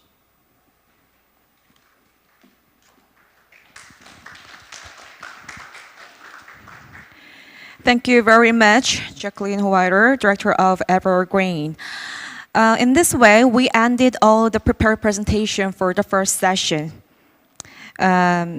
Now let's move on the Q&A session. CEO Turner Wyatt and Min Myung-jun, who were presented earlier, will also continue a Q&A session. So if you have any questions, please raise your hand. And the Zoom participants, if you have any questions, please push the button on the bottom of the screen. 네, 이제 Q&A 세션으로 넘어가도록 하겠습니다. 첫 번째 세션, 우리 세 분의 연사자분들의 발표를 함께 들어보셨는데요. 이 내용에 대해서 질문이 있으신 분은 현장에 계신 분은 손을 들어주시면 저희가 마이크를 전달하겠고요. 그리고 줌으로 함께 해주신 분들 중에서 네, 질문이 있으시면은 네, 손들기 버튼 벌써 눌러주셨네요. 네, 이렇게 눌러주시고 We already have someone who pressed the button on Zoom. Please mute yourself. 이은정 교수님. Professor Lee Eun-jung. 네. Can you hear me? 네, Yes, I can hear you very well. Okay, then please go ahead with your question. Hello, I'm Professor Lee Eun-jung at Korea Polytechnics. First of all, I really like to express gratitude to the Korea National Food Cluster and all the renowned speakers. I learned a lot about the upcycle food market. It was very insightful. And I have a question to Alexander Min, the CEO of Reharvest. In order to continue to grow the food upcycle market, I believe it will grow. Then, in order to do so, is there any plans that you have in mind? Yes, thank you, Professor, for such a great question. First of all, I believe many of you are interested in food upcycling, and I also had much fun. Regarding food upcycling, the market is still in its development stage, and in practice, the conglomerates and startups weren't really interested in the industry. However, since the strong drive came from the ESG area, and what can I say, the consumers experience the climate change by themselves, and that's why it led to the changes within the F&B industry, which also resulted in bigger interest in food upcycling. And accordingly, even there are many relevant food upcycling departments and policies within the government organization. And now we're seeing the creation of relevant funds and diversifying investments. And if we can have more government subsidy, I believe it could accelerate the growth of the industry. In the same regard, we also making many efforts to come up with better products. So whenever we release our product, that includes long time and effort that we have put in. And if I think that will be very helpful if the consumers continue to support Thank you for us. your questions, and also thank you very much for your answer. He explained and he expected the future of food upcycling industry. 네, 고맙습니다. 또 다음 질문 받도록 하겠습니다. We would like to take more action. 네, 손을 들어주셨는데요. He raised your And now we'll move on to hand. the next question. 네, We have a question from 소속과 the 이름을 같이 floor. 밝혀주시면 좋을 것 같네요. Please tell us your name and your organization. My name is Chun Young-min. 질문이 있습니다. So my question goes to the CEO, Turner Wyatt. Presentation, and it was my first time hearing about upcycle certificate, and I'm really impressed with the scale of growth that you have achieved with label. But my question is, it seems like there are so many members involved in this label and so many companies. That means there will be a lot of food packaging and designs being overflowing into the market.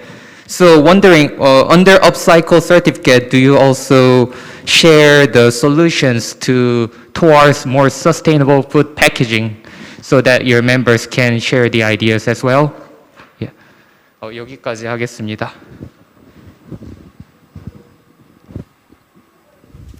네, 답변을 들어보도록 하겠습니다. 토너 와이엇. So writers got the answers. So CEO Toner Wyatt, could you answer that question? Thank you.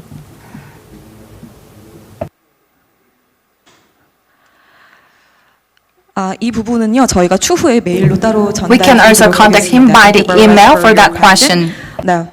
We would like to take more questions, so if you have any questions, please raise your hand or please push the button. 네, 지금 또 줌을 통해서 질문을 주신 것 같습니다. We also received the question from the Zoom, the online participants. 김지홍 대표님이신가요? So CEO Kim Ji-hong. 네요. 자, 네, 그러면 질문 해주실까요? Okay, please go ahead with your question. Hello. I'm one of the participants at the FOODPOLIS Green Road and the CEO of Green Road. First of all, thank you so much for your presentations. And I have a question to Alexander Min, the CEO of Reharvest. I know that Reharvest is the first one to be registered at the UCF and is also leading the ESG business management. And I want to know if that leads to actual investment growth. Yes, hello, nice to meet you. Thank you for the question. And actually, I know many people are wondering about our business, and from the perspective of startup, we really need to promote these businesses, which means we will require investment, because for startups, it's really difficult to grow fast to reach the break-even point by making great profit. Therefore, revitalizing and invigorating investment very important to startups. So, if your goal is whether ESG or eco-friendly, then there are many relevant startups also creating the relevant ecosystem. So for the last 2 years, we have seen various ESG funds and fund of funds, also government-funded funds. And now we're seeing the birth of many government-funded ESG businesses. So we have both SI and FI outcomes, especially from the strategic investment side. There are many companies who are creating many use cases based on the SI investment. 네, 답변이 되셨을까요? Did that answer your question? 네, 고맙습니다. Thank you very much. 온라인상으로 지금 또 질문을 Also, we have 하시려고 another 지금 손들기 버튼을 one 더 주셨는데요. who has clicked the button on Zoom. 신약 내추럴스 맞나요? 네, 이성진님. So first, we like to have question from Lee Sung-jin. 안녕하세요. 저는 삼양 내추럴스 Hello, 연구소 I'm from 미래생활 Samyang 전략센터장입니다. Naturals Central Research Center. 경영을 강화하고 있어서 오늘 Now we are also strengthening the ESG, so the presentations in the first session was very interesting. I want to ask a question to the Jacqueline Wyatt. The flour and the processing are also conducted by our company as well. So regarding your presentation, the barley and the contents are very similar to the barley, the upcycle, but the barley. So I just wonder that if you have any further development strategies for that. Particularly because wheat and barley are often put together in the consumer conversation. But just taking a step back and thinking about the barley wheat comparison on a protein basis coming from the field, the trick really is to have the beer break process in the middle of that protein processing, if that makes sense.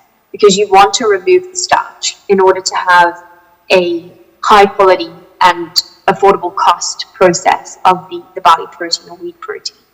So the answer really lies in whether the wheat beer market is big enough to support the innovation to process brewer-spent wheat instead of brewer-spent barley to create the similar kind of ingredients. If you take wheat from the field and barley from the field, you're going to have a very, very difficult time creating that business case for barley protein. So upcycling is really the key critical ingredient to unlock that potential for wheat protein.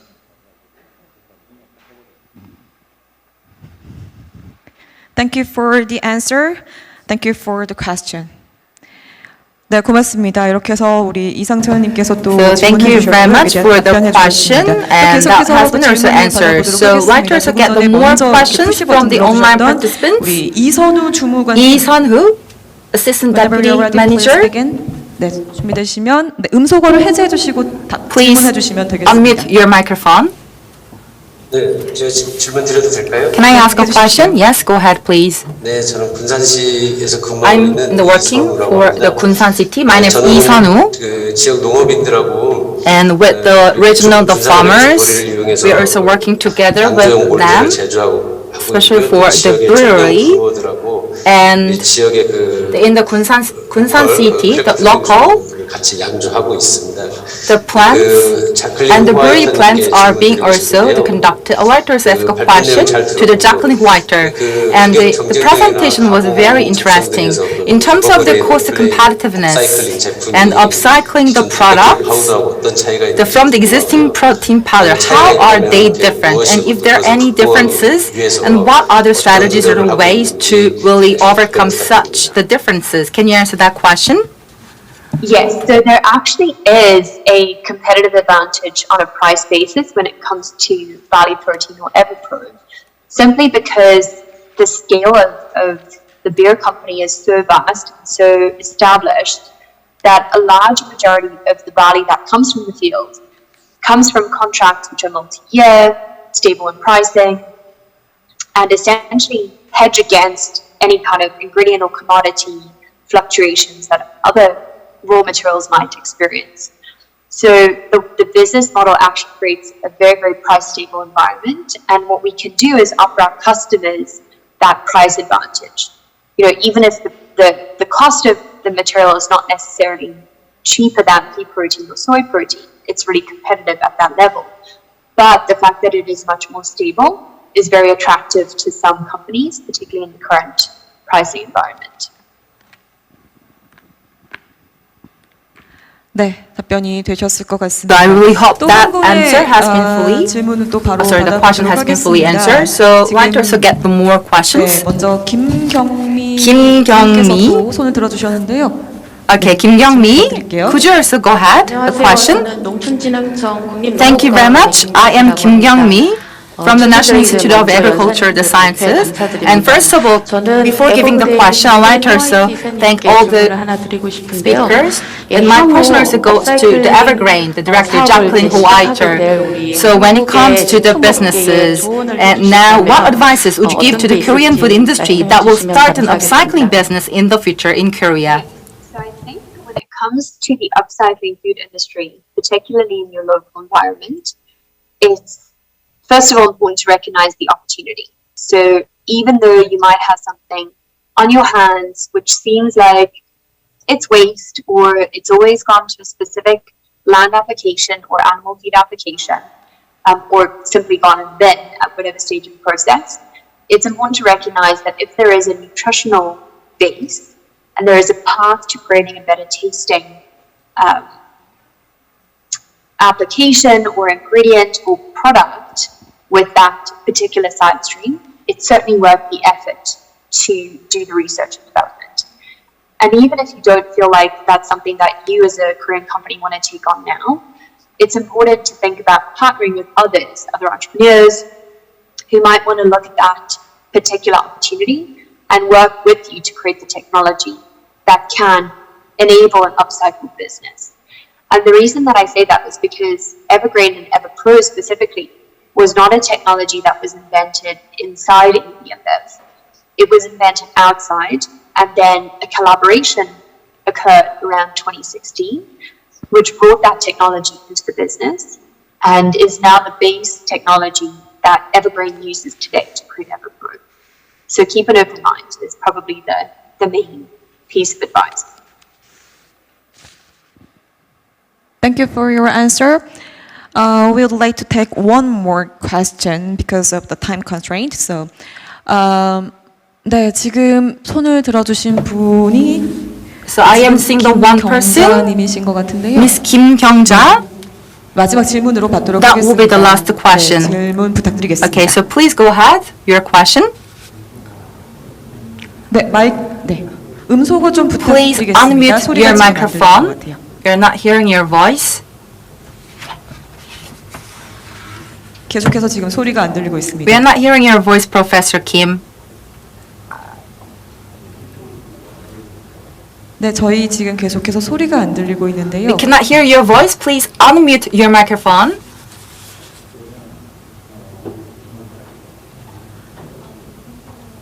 네, 한 번 더 마이크 Could you try to 체크 좀 unmute your 부탁드릴까요? microphone, or we can check here from here? 저희 옵저버 쪽에서 한번 음속을 하겠습니다. 잠시만 기다려 주십시오. So the host can also unmute your microphone if we can.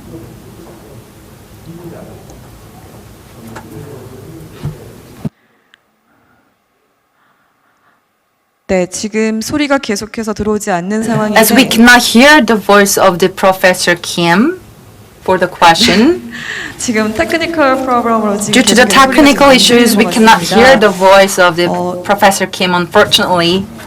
네.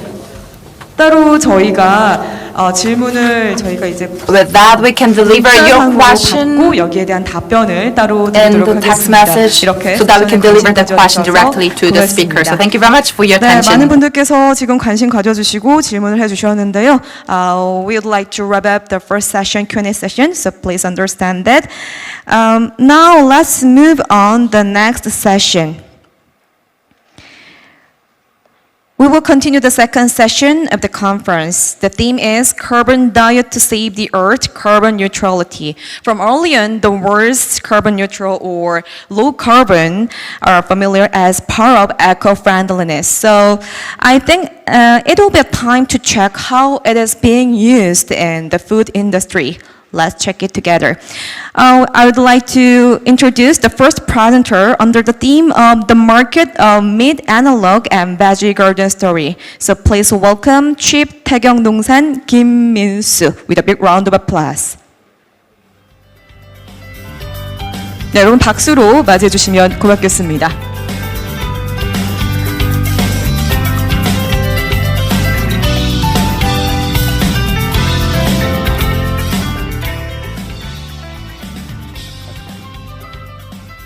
예, 안녕하십니까. 저는 태경농산 마케팅팀의 김민수입니다.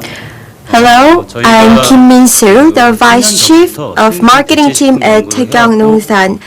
We have been studying in this area 3 years ago, and we have turned into real business starting from last year.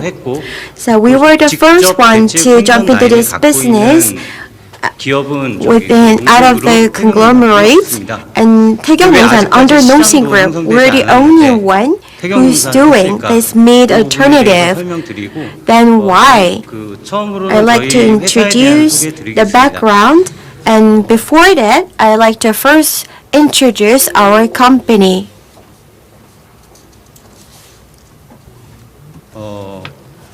So this will be the order of my presentation, the current market environment, the current status of meat alternatives, the relevant technologies, and our brand Veggie Garden mostly. So with the vision of creating the best food ingredient culture in the world, but when we talk about Nongsin business, we talk about instant noodles and 새우깡, the shrimp snack. Because if you look at Nongsim's instant noodles, with Shinramen especially, they have noodles, the flakes, and soup. And we are supplying the key base for it, soup and the dry flakes. And also they have the jappagetti, which is very popular in Korea. And we also supply for the dry flake and the oil sauce. 라면 스프라든지 아니면 So there's 들어가는 sauces, soups, seasonings, powders, 저희가 이제 원료를 공급하다 liquids. 자연스럽게 We supply the ingredients. So it was only natural for us to develop the right flavor. And that's how we expanded our business. And along with that, we're also working on replacement meals and exporting our products. 저희는 이제 뭐 선별된 In large, based on the high-quality selected ingredient, we have professional facility to supply to the existing 농심 product line, and also we develop flavors, and we also offer customized solutions, B2C and B2B. And we do have know-hows for the packaging as well as the relevant facilities. Therefore, we're able to implement the relevant powders and seasonings for the supplementary food. So you can see the sauces, seasonings, all these are the ingredients that add flavor to the end product. And so that's the role that we play mainly. And we are offering a variety of products in that sense. And our brand, Veggie Garden, was first born through the R&D project back in 2018. So rather than Taekyung, because 농심 is a instant noodle maker, we can say that they have been producing the soy meat. And because we need to come up with a meat-based soup, so due to our own necessity, we have internally continued to research and develop the plant-based. And with our existing know-hows and expertise, made us possible to complete our new product. And after the R&D, we created this veggie brand, Veggie Garden brand in 2019, and we went through 6 months of pilot test before we went on to commercialization. During the pilot test, we have technology and know-how for the vegans or plant-based. However, we didn't really know about the market status or the consumer, mainly the vegans' needs. Therefore, we had to hire experts in that area, and we held internal seminar with them. And through that seminar, we were able to gather insights and needs and requirements from the new consumers, and we also tested our menus and how it will appeal to the consumers. And to about 25 vegan restaurants within the metropolitan area, we introduced our products and we collected feedback about the impressions of our product and the taste, flavor, the pricing, and all from the consumers. And based on that data, we built our business. And as of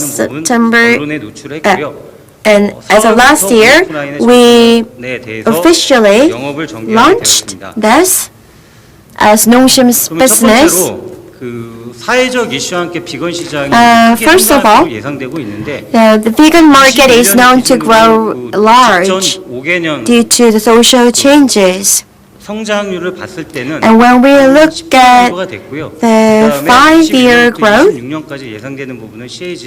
it was about 10%, and we're expecting about 12% CAGR for the next 5 years. So it could increase up to 102 trillion won market. And the reason behind that is because of the social changes, and I think it also connects to today's themes, like the meaning out or being eco-friendly. And also, we have the ESGs in the mainstream. And also, due to the pandemic and others, 아니면 이전보다 더 we have bigger or same needs for healthier lives. 반려동물이라든지 기타 And also, MZ 세대들의 the millennials and the Generation Z have introduced new types of lifestyles, including raising companion animals. 동물 복지에 대한 관심도 So naturally, they're more interest towards the well-being of the animals. And if you go one step further, it leads to the environmental issue due to the increase in the global population or the meat consumption by this population. All the production facilities related to that and their environmental implications have been under limelight. So later on, it might not be able to satisfy all the meat needs, the protein needs of the human, and it could also lead to diseases like cancer, hormone, atopy, heart disease, as well as increased and expanded environmental problems. And if you look at the greenhouse gas emission, well, many talked about this.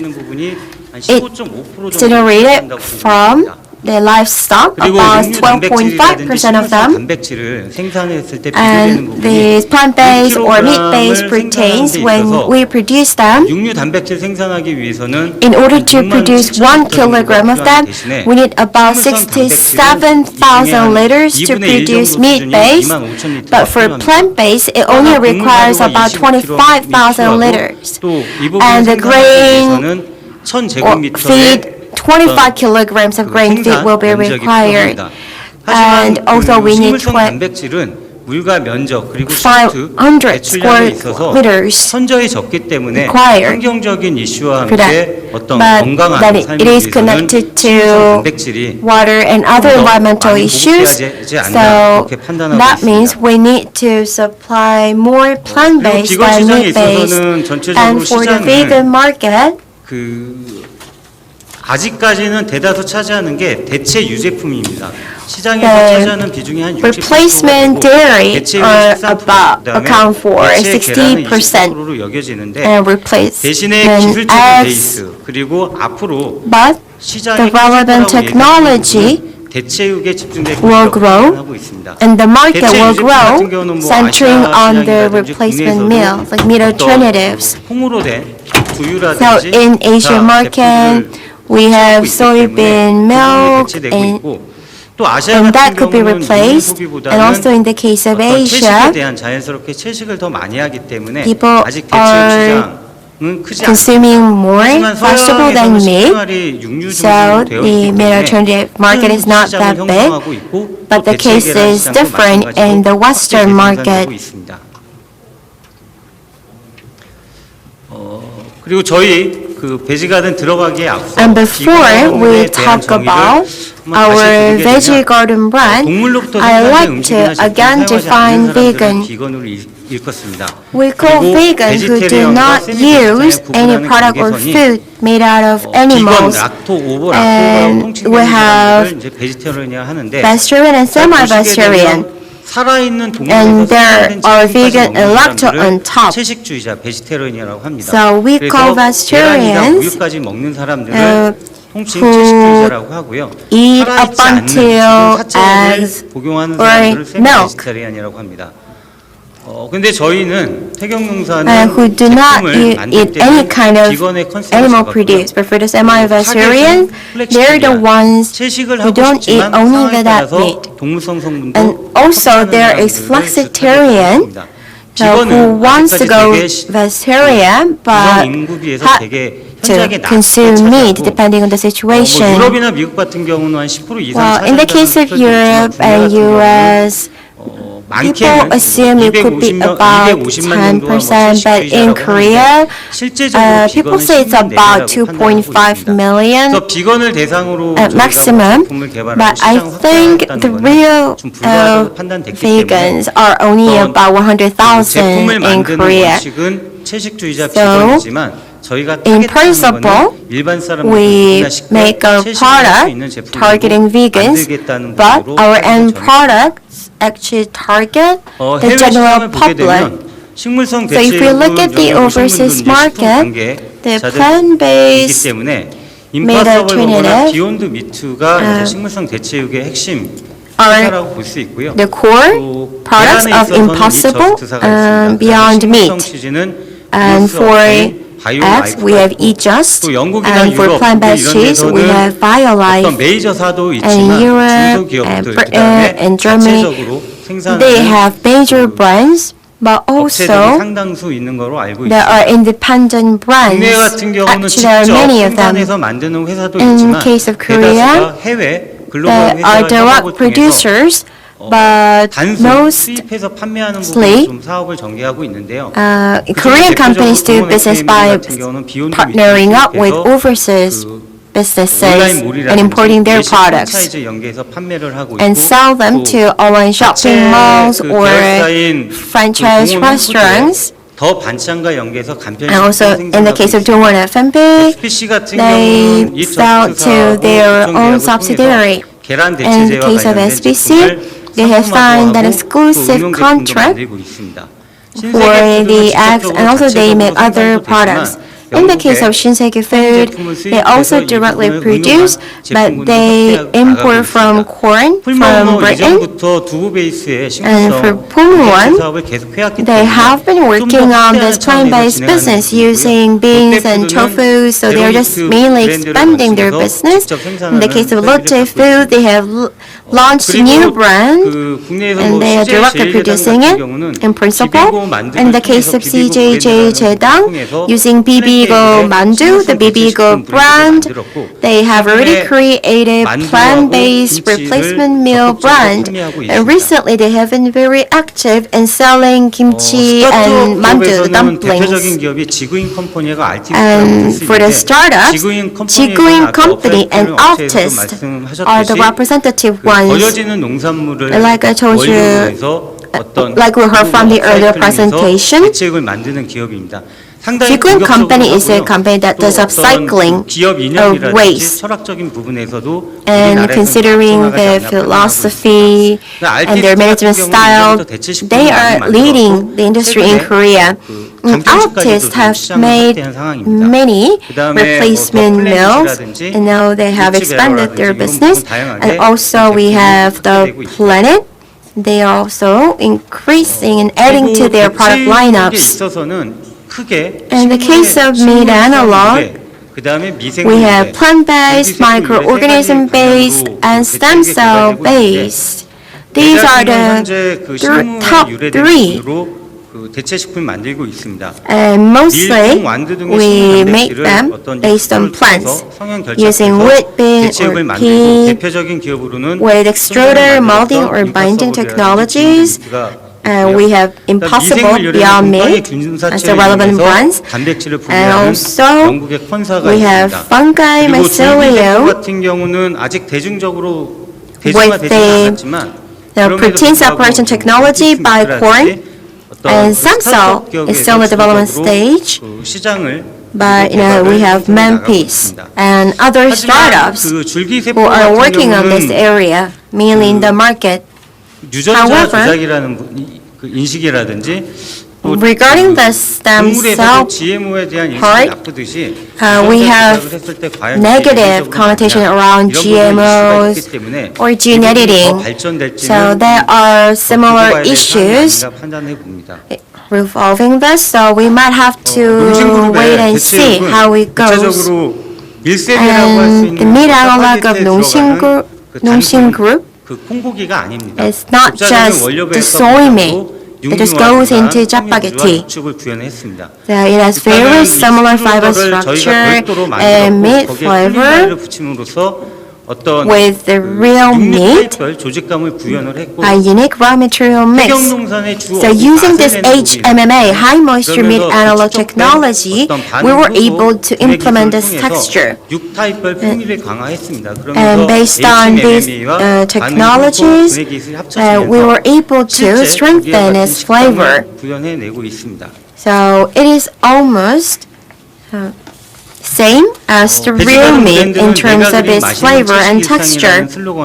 Now, Veggie Garden, under the slogan 그냥 그 that 채식하고 또 환경을 지키는다는 부분을 되게 the 어렵게 vegetarian 생각하고 diet 예전에는 of 채식을 my 하는 사람들 같은 vegetarian 경우는 on my green day. 별난 사람들 그다음에 So in the past, when we thought about vegetarian, 그런 부분으로 접근하기 there were 힘들다고 some 생각했는데 kind 한끼식을 of 쉽게 채식으로 전환할 수 unique. 있다 그러면 우리가 생각하지 But 않더라도 if we can go vegetarian 지구 easily, 환경을 지키는 그런 부분 나갈 수 있지 않나. that means we can easily take part in helping saving the planet.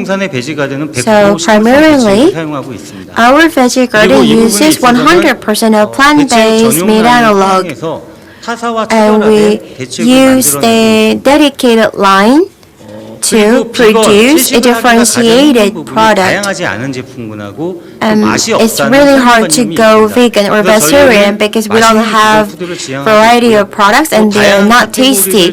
So we pursue tasty products and we like to offer a variety of categories to give more options to our customers. And by adding sustainability and coexisting, we like to contribute to the vegetarian market. 언론에 그 채식에 관련된, From the 비건에 press, 관련된, 그 대체육에 관련된 vegan, vegetarian, 이는 자연스럽게 meat 환경에 대한 analogs 관심뿐만이 아니라 미닝아웃이라는 가치 소비와 연결돼서 are appearing more these days. 또 노출 빈도수가 And that's because there are more consumers who are interested in 한국 them. 소비자 포럼에서 매년 Therefore, 선정하는 대한민국 퍼스트 브랜드 대상이라는 부분에 있어서 비건 푸드를 올해 처음으로 We 했고 그중에 the 2022 First Brand Award 좀 선정이 됐습니다. 그중에서 have first 돼지가루는 1등이 selected vegan 됐는데 food. 제품 서비스라든지 고객 경험 그다음에 regarding their product, surveys, customer experience, and ads, now the expected index was about 5.46, but we actually received higher score. 서울 푸드 어워즈상을 이노베이션 부분에서 And also, we received Food Awards Innovation at the 2022 Seoul Food Awards event. And why Veggie Garden? Because we have a differentiating technology and we have plans to expand into vegan food, the Korean K-food wave. So by developing this meat analog, I think it will be a great opportunity for us to introduce Korean food to overseas markets. Because for the HMOs or ready-to-meals, if they are made of meat analogs, it can be very popular because they have no export limits. And I think then we can take a great leap forward in that area using meat analog. So the Veggie Garden is not all about meat analog, but we have created Korean food and we also have developed seasonings and sauce, and also we have developed cheese. We have not commercialized it, but soon you will be seeing it on the shelves of the marts. And HMRs and milk kits and ready to heat are all within our plans. And we have received the vegan certification as well as from Korea Institute and Britain's Vegan Society. I think we have the largest product category in Korea, and we did that because we wanted the general public to have more options. 그 채식을 하기 위해서 되게 And 제한적인 for 프로그램 때문에 vegetarians, 그 활성화되지 않았는데 저희 같은 경우는 because they have 반찬뿐만이 아니라 limited choices, 간편식 한 it was not 끼씩까지도 easy for 제공할 수 them 있는 to 부분이 go 있어서 vegetarian. 좀 반응이 But 좋게 나온다고 I think 판단되고 we 또 고기 are 반찬만 having 있으면 안 great 되기 때문에 feedback 저희는 거기에 because 대한 맛을 we 올려줄 can 수 offer 있는 them 소스류 even 같은 vegetarian or 경우를 vegan 개발해서 하고 있습니다. HMRs. And because it should be tasty, we're developing the relevant sauces and 그러면 seasonings and 언론 all. 속에 배지 가든 브랜드가 어떻게 Let's see how the press and media talk about Veggie Garden. 대체 사업의 선두주자로 좀 언급되어 있고 We have been described as the pioneer in this area. 5월 달에 그 비건 레스토랑의 have launched in December, and we also opened for its kitchen vegan restaurant this May, June, so that the general public can have easy access to vegan or vegetarian food. In Shinsegae, CJ, Lotte, they are all actively approaching vegan or vegetarian business. Recently, we have operated this Veggie Garden brand, and we received positive feedback from the consumers. Many are interested in our products, and actually I think they were so happy to see that we have launched a domestic product. So I think, and they were more interested in what the direction of the market that we set as a pioneer. And what we did within our company was under the goal of ESG. We intended to expand into these Veggie Garden business. And for B2C, B2B, we did many activities both online and offline. In the case of E-Mart, we have operated our dedicated zone. And also, we held an event, but we didn't really have many participants because there were not many who have experience having vegan or vegetarian diet. But by trying out the vegan or vegetarian food, that consumers realized that they're actually tastier than they thought. And if they consume plant-based meat analog, then they can consume healthier protein. And I think that led to positive feedback. And from the CVS side, we also introduced our Veggie Garden brand with HMRs and ready-to-heat meals. And in the case of Samsung Well Story, who supply for school catering, they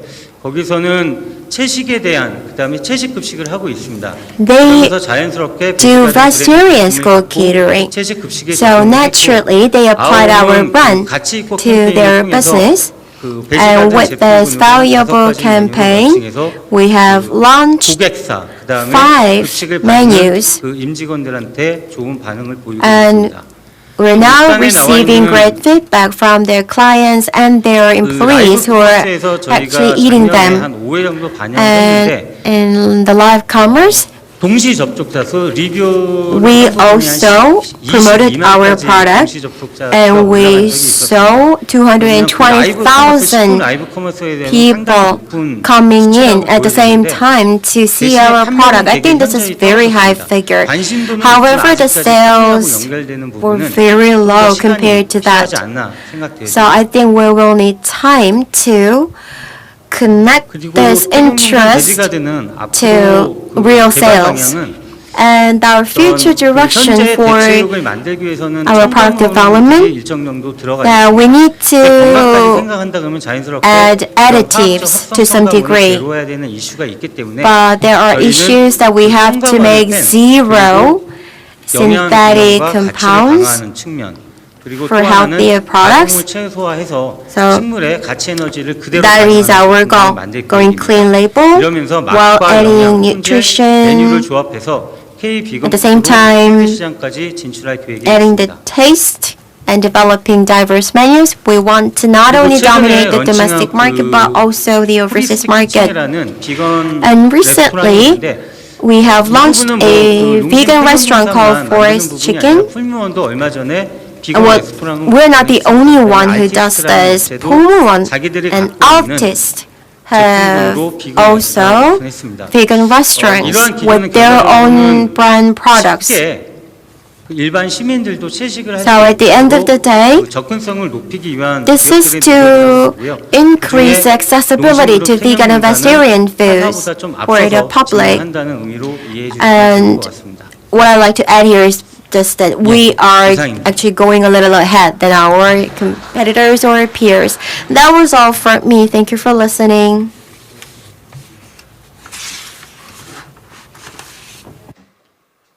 네, 고맙습니다. Thank you very much for your presentations. You may return to your seat.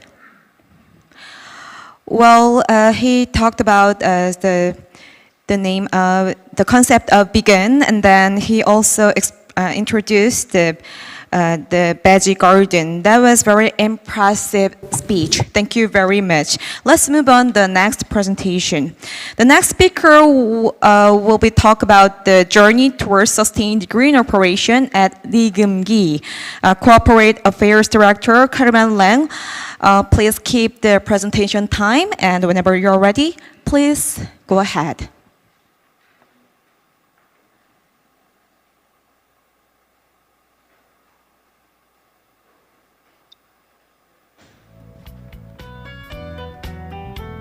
Hi everyone, 안녕하세요. Thank you for having us today. It's my honor to speak on behalf of Lee Geum-gi. My colleague, Mr. Andy Jin, Business Development Director of Korea, is also joining us today.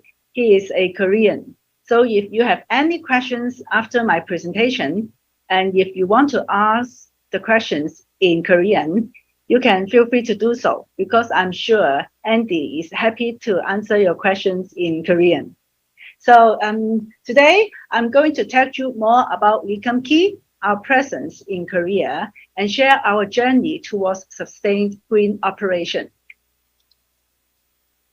To begin with, let me give you a brief introduction of Lee Geum-gi. We are a family enterprise founded in 1888 by our founder, Mr. Lee Geum-seon. He operates a small tea house to serve cooked oysters in Zhuhai, Namsui, Guangdong province. One day he was cooking oyster, but he was so busy, and so he forgot to put out the fire in the stove. When he smelled a strong aroma from the kitchen, he went to check, and then he found a thick layer of brown paste on the wok, a thick layer of concentrate, and then he tasted, and it is very delicious. That's the birth of Lee Geum-gi oyster sauce. Mr. Lee Geum-seon then found Lee Geum-gi to sell oyster sauce and shrimp paste. He used his name Lee Geum to name the company. And in the past, Ki means company in Chinese. So our company name is Lee Geum-gi, which means Lee Geum's company. In 1902, Namsui was destroyed by a fire. So Lee Geum-gi was moved to Macau. In 1932, we relocated to Hong Kong in the hope that to expand overseas markets. So we are now headquartered in Hong Kong, and we provide over 200 types of sauces and condiments, selling to over 100 countries and regions worldwide.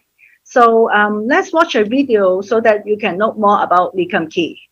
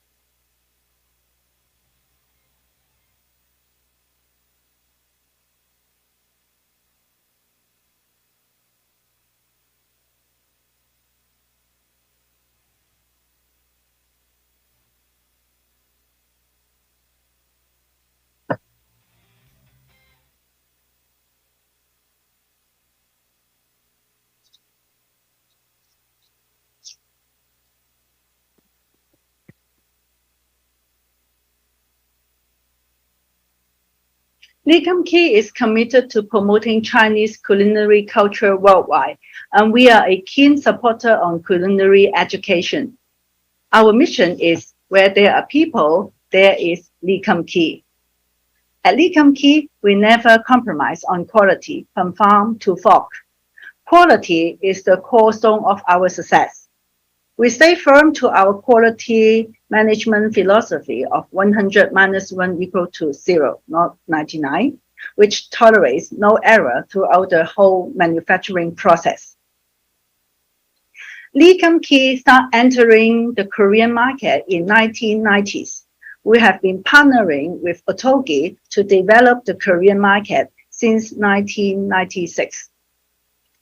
Currently, we have over 50 products of different pack sizes in Korea to suit local needs, including oyster sauce, soy sauce, convenience sauce, chili sauce, menu-oriented sauce, seasoning powder, and gourmet sauce. We are selling to retail, food service, and industrial customers in Korea. You can find our products in E-Mart, Lotte Mart, and HomePlus in Korea. As mentioned, Lee Key is the inventor of oyster sauce. We are #1 oyster sauce brand in terms of sales volume in Korea. So let's watch a video to know more about Lee Key oyster sauce.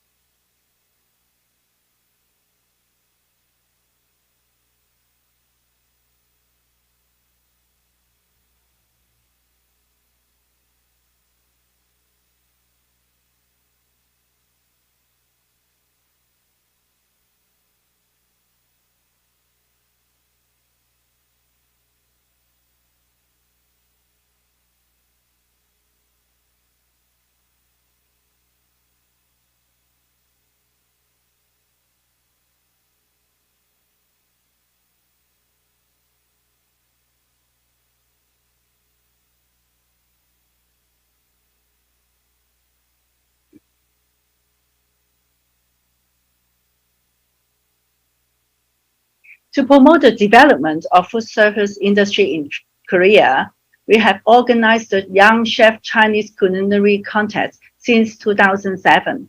The contest is divided into students and professional groups for students and professional chefs. Over 12,000 students have participated since its launch.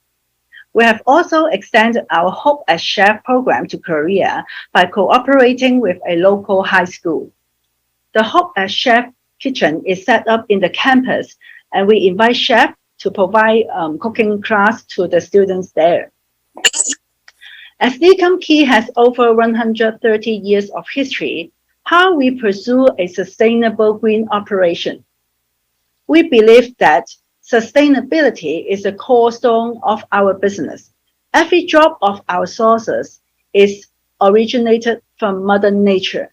For example, oyster, soybeans, chilies, all are from nature. So we thrive as the earth thrives. Therefore, we attach great importance to our sustainable development. We believe in our core value, 私利及人, which means considering others' interests and strive to bring positive value for our stakeholders, as well as the external environment we thrive in. We implement sustainability approach through 4 pillars, including product integrity, environmental protection, caring for employees, and caring for the community. These 4 pillars of our sustainable approach support the UN SDGs. We have long placed strong emphasis on sustainable development. And in the coming video, you can have more ideas.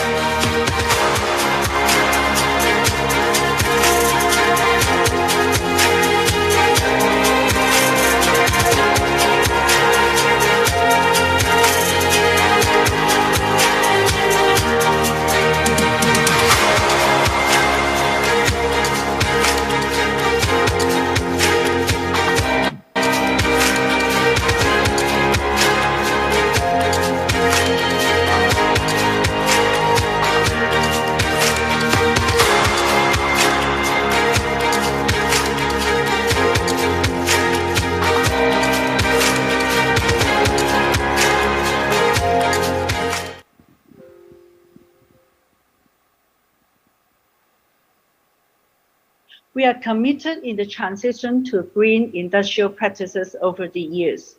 Our production base in Xinhui, China, as shown in this picture, which is also our biggest plant, received LEED Platinum certification, the first in the global fermented food industry. We are the first condiment enterprise in China to adopt solar photovoltaic technology to power the plants. We set up around 50,000 square meters of the rooftop of 4 warehouses and 1 soy sauce plant for a solar panel power generation system. It converts solar energy into electricity for powering the plant. Surplus electricity generated by this system will be diverted to the public power grid for residents nearby. We are also the pioneer to adopt geothermal energy in soy sauce production. It's twice as energy efficient as compared to an ordinary water chiller system. With the constant temperature deep underground, hot and cold water can be provided for soy sauce fermentation process via the heat exchangers and condensers, thus reducing greenhouse gas emissions, electricity, and water consumption. So video time again to see how this system works.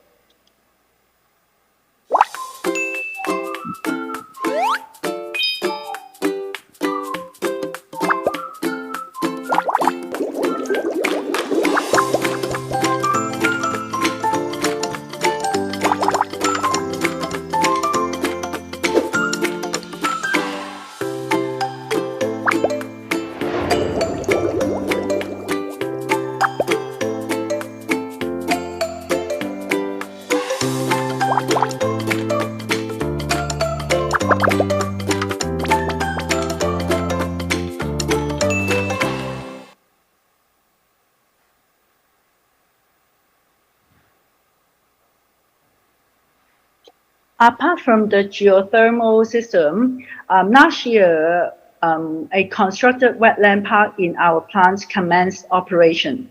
The wetland has a gross area of 16,000 square meters and can purify 4,000 cubic meters water per day.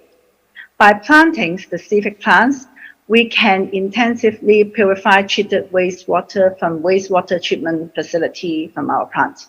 In this way, we ensure important water resources can be reused and returned to the river watercourse. Apart from manufacturing process, we adopt the green operation concept across the spectrum to minimize the impact on the environment. We adopt the 3R strategy: reduce, reuse, and recycle in our product packaging. We have reduced 40% of waste of glass bottle to save glass and reduce emissions. Annual saving of glass reached 2,700 tons last year.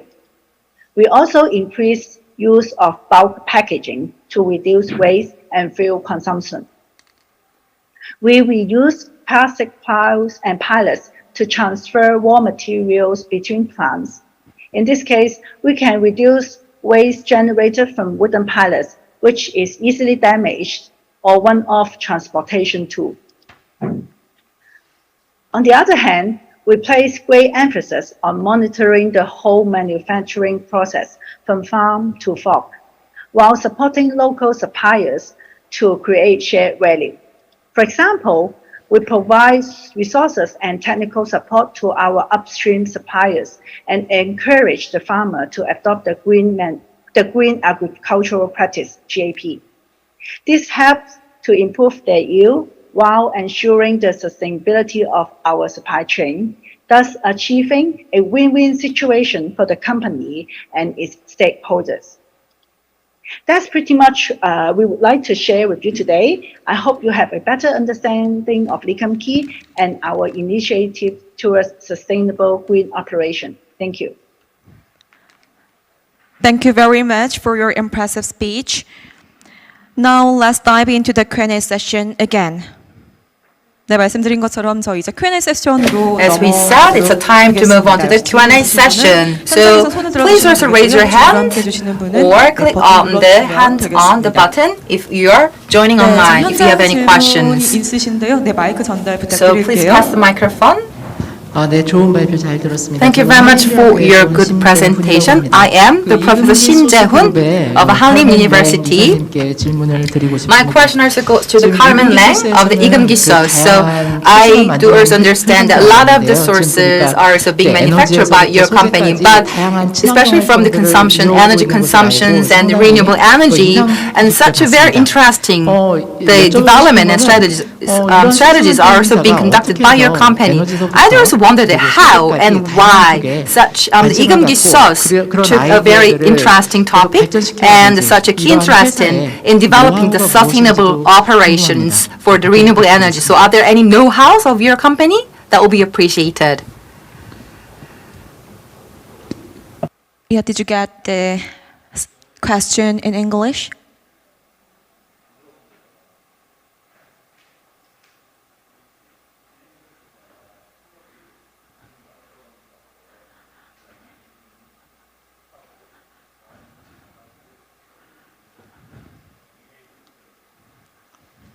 네, 방금 질문 주신 우리 신재훈님. 네, 좋은 질문 감사드립니다. Thank you very much for a good question raised by the Professor Shin Jae-hoon. We will not only deliver that question directly to the director Carmen Lang, so we are going to deliver that question later the session. 네, 혹시 줌에서도 네, 지금 Are there any questions from the Zoom online participants? I see that a lot of people raise your hands. 저쪽에 계시는 정영성 네, 질문을 하고 싶어 하시는 것 같습니다. 네, 지금 음소거 네, 해주셨네요. 네, 질문 부탁드리겠습니다. Please unmute yourself. Can you hear me? Yes, I can hear you very well. I'm Jung Young-sung from Korea Food Research Institute. First of all, I'd like to thank the two presenters, and I have a question to Kim Min-se from Taegyeong Nongsan. Like you said, the global market and domestic market have different sizes and scales, and compared to the global products, I want to know how competitive the domestic products are. 네, 마이크 전달 부탁드리겠습니다. Yes, we're now delivering the mic. 그 해외식 제품하고 좀 경쟁력을 단순 비교하기는 좀 어려워요. It is difficult to simply just compare the competitiveness with global products. 스타트하기 전에 So before we started this meat analog business from our company, in order to supply this soy meat as a part of the instant noodles, and the relevant technologies continue to develop, which led us to where we are here today. But in the case of the Western market, their diet is mainly based on meat. But in the case of Korean market, we are more plant-based. So basically, we have different diet. So before we started this business, we benchmarked these global brands that I introduced in my presentation, but because we have different diet, I told you before we commercialized, we ran 6-month pilot test. Then we figured out the direction of development, the needs of Korean consumers. So we shifted from developing a product that is customized to Korean consumers. So the flavor and taste could be similar, but when we use this product to put into Korean recipe, they should get along well. So that's what we did. So I believe in that sense, I mean, compared to global products, I can't really tell you we are more or less competitive, but I think we have a differentiating factor to sell into the overseas markets and even think about leading the market with that. 네, 이렇게 또 답변을. 네. Thank you for the answer. Yes, thank you for your question as well. And we have 2 more questions from Zoom. 님께서 네, 먼저 손을 들어주셔서 육훈주. 네, 안녕하세요. 저는 Hello. I'm Yukung-ju from Korea Institute of Oriental Medicine. First of all, thank you for your presentation. And I also have a question to Kim Il-sul from Taegyeong-Nongsan. Due to the social changes, you told us that the vegan market will grow exponentially in the future. And during your presentation, you said plant, microorganism, and stem cell based are the 3 core technologies. Then which one has the greatest potential and why? In detail. 또 질문을 해주셨습니다. Again, Mr. Kim received another question. 예. 그 대체 식품 Yes. 개발하는 과정이 이제 뭐 식물에 유래된 부분. During the development of this meat analogs, we have plant, microorganism, and also 아무래도 좀 가장 animal gene-based 접근할 수 있는 부분이 식물 technologies, but I think the easiest technology would be the plant-based, and even with the longest history. And in particular, 맛이 없어서 구매 안 하는 것도 있지만 the consumers didn't buy this because it was not tasty, but another factor was price.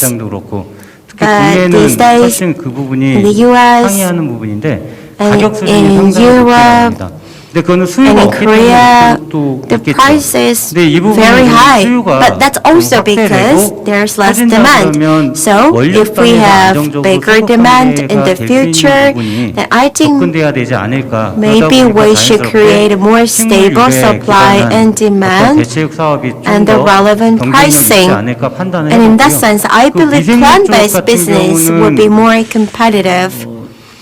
And regarding the microorganism base, in order to go public or in order to secure the ingredients, I think we could have more issues compared to the plant-based. And regarding the animal gene part, we have GMO issues and gene editing controversy.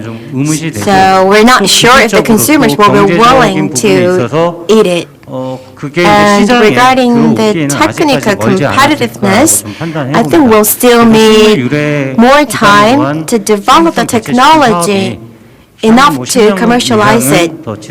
Maybe I think plant-based will be the mainstream at least for the next decade. That's all from me. 자, Yes, 마지막 thank you 질문으로 for the 한 answer. 번만 더 받도록 하겠습니다. 지금 도경화님께서 기다리고 계시는데요. So Do Kyung-hwa will be the last one for the asking the Whenever question you're during the ready, session. begin. 네, 시작해 주시면 되겠습니다. 네, 안녕하세요. Good afternoon. I am Do Kyung-hwa from Promo One, a company based in Korea. Thank you very much for your great presentation. I'd like to ask a question to the director of Igum Gisos, Carmen Lang. And while using the renewable energy, the production, the base is being conducted. So it was very interesting and very the impressive one. But probably, in fact, the energy efficiency of the renewable energy is relatively lower compared to other sources. So in this regard, it's very difficult ideas and applying into the full spectrum. So I do also wonder about the level of energy efficiency about utilizing the renewable energy. So are you still also the operating by 100% for the renewable energy for your production base? These are my questions. 네, 질문 고맙습니다. 네, 카르멘 랭님께 질문을 해주셨는데요. Did you get the Yeah, sure. question? Thank you. Okay, Thank you very please go much for ahead. your questions. Actually, it's a very tough goal to achieve 100% renewable energy at our plant. At present, we are not reaching this target, but we hope so. One day we can achieve 100 renewable energy. To answer your question, I think for the energy efficiency, actually it's not. We found there are many advantages of switching to renewable energy, such as solar energy and also geothermal energy. We don't see the energy efficiency is comparatively low. Actually, there are many advantages. For example, it is renewable, so we have unlimited resources, and also it helps us to save money, actually. For example, for the solar panel, we installed on rooftop of our 4 warehouses, the top of 4 warehouses and 1 solar source plant. Actually, there are surplus energy, and we also transfer all those surplus energy, surplus electricity back to the community. So we see there is a pretty much many advantage of transforming to all these renewable energy. So thank you very much for your questions. Thank you very much for sharing your answer. 네, 고맙습니다. 이렇게 해서 저희 Q&A Thank you very much. 시간이 많이 That's the 오버가 end 된 of the 관계로 Q&A 여기까지 session. 가도록 So it 하겠습니다. Now wrap up let's session wrap up the 2. session 2. Well, I think we are behind the schedule, so we would like to proceed the session 3 a little bit faster. So the speakers, please keep the presentation time. For the next presentation, I would like to introduce the Chief Lee Sang-gi, Agriculture Policy, Insurance, and Finance Service will give a presentation on a case on the investment of crowdfunding and MIFAFF Fund of Fund. I'd like to invite him to the podium. Please welcome him with a big round of applause.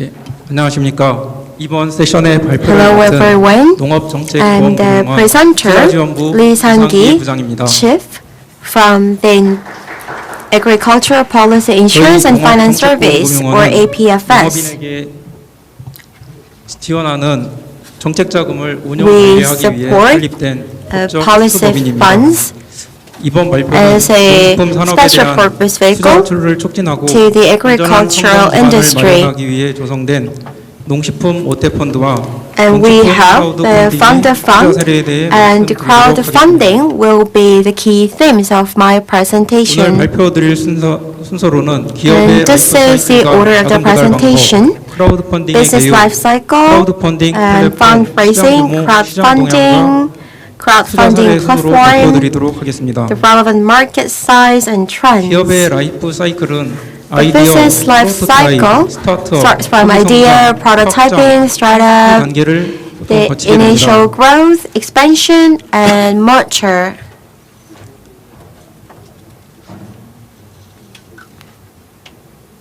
처음부터 우량한 기업은 없습니다.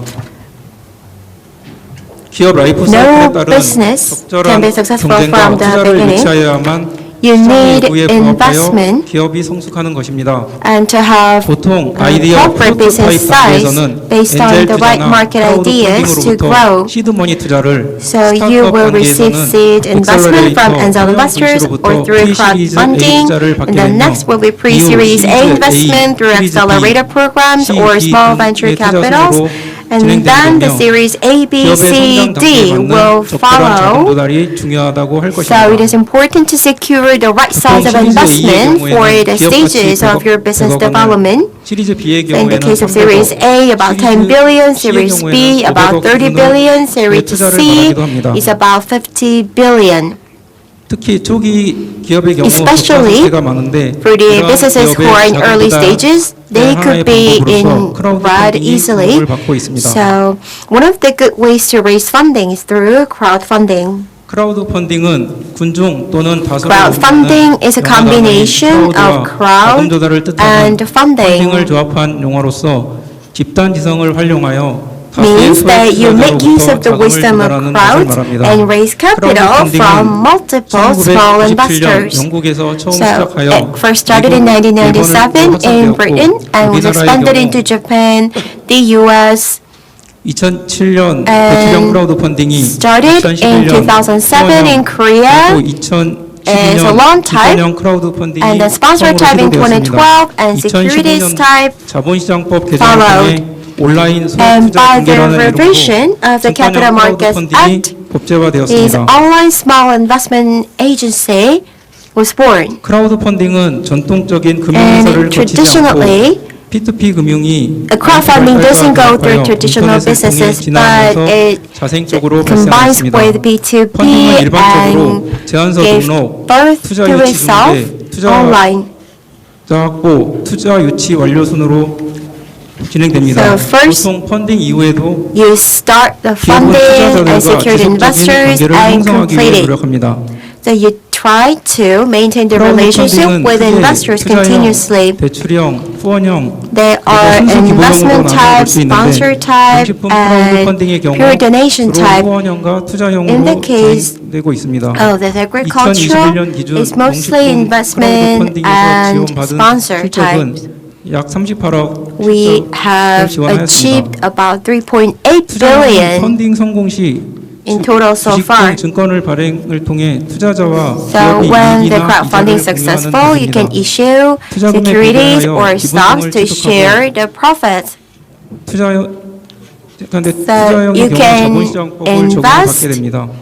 and 반면 get 후원형은 펀딩 shares, 참여자에게 so it will be under the 혜택을 제공하는 Capital 방식입니다. Markets Act. 다수의 후원자들이 But the sponsor type 자본주의자가 추진하는 will have 프로젝트 multiple 자금을 sponsors 펀딩하면 to 그에 대한 감사의 표시로 sponsor 상품이나 서비스에 대한 a 구매 small 등 businesses 같은 projects, 비금전적인 then they will be 혜택을 보상하는 rewarded 내용이며 with gift 공연, cards, 음악, which are 영화 등 non-monetary, 문화산업뿐 아니라 식품 산업 전반에까지 많이 concerts, 활용되고 culture, 있습니다. food, 기업에서는 F&B 방식으로 industries 구성된 make 자금을 great use of 활용하여 it. 제품을 제작 발송하게 됩니다. And they will manufacture and send out these 보시는 gifts, 바와 같이 the 국내에서는 products, 약 based on 15개 the 정도의 funds. 크라우드 펀딩 플랫폼이 등록되어 활동하고 있습니다. And there are multiple 세계적으로 businesses 후원형 on the 크라우드 펀딩의 crowdfunding 시장 platform, as you 규모는 can 꾸준히 see from 확대되고 the 있으며 chart. 국내 시장 역시 And this 2015년 market continues to 48억 grow. 원에서 2019년 2,100억 원까지 And the 성장하였으며 domestic market 2024년에는 also 2조 원을 상회할 것으로 예측하고 is 있습니다. seeing growing. 국내 투자형 크라우드 펀딩의 경우 펀딩 In the 활성화를 위한 case 정부 of 지원의 힘이고 domestic investment type crowdfunding, 2016년 166억 원에서 2019년 is also 390억 growing. 원까지 빠르게 So for the 늘었다가 sponsor type will go up to 2 trillion in 2024, 발행 규모가 and that 다소 is 축소되고 있는 investment 상황으로 type 보입니다.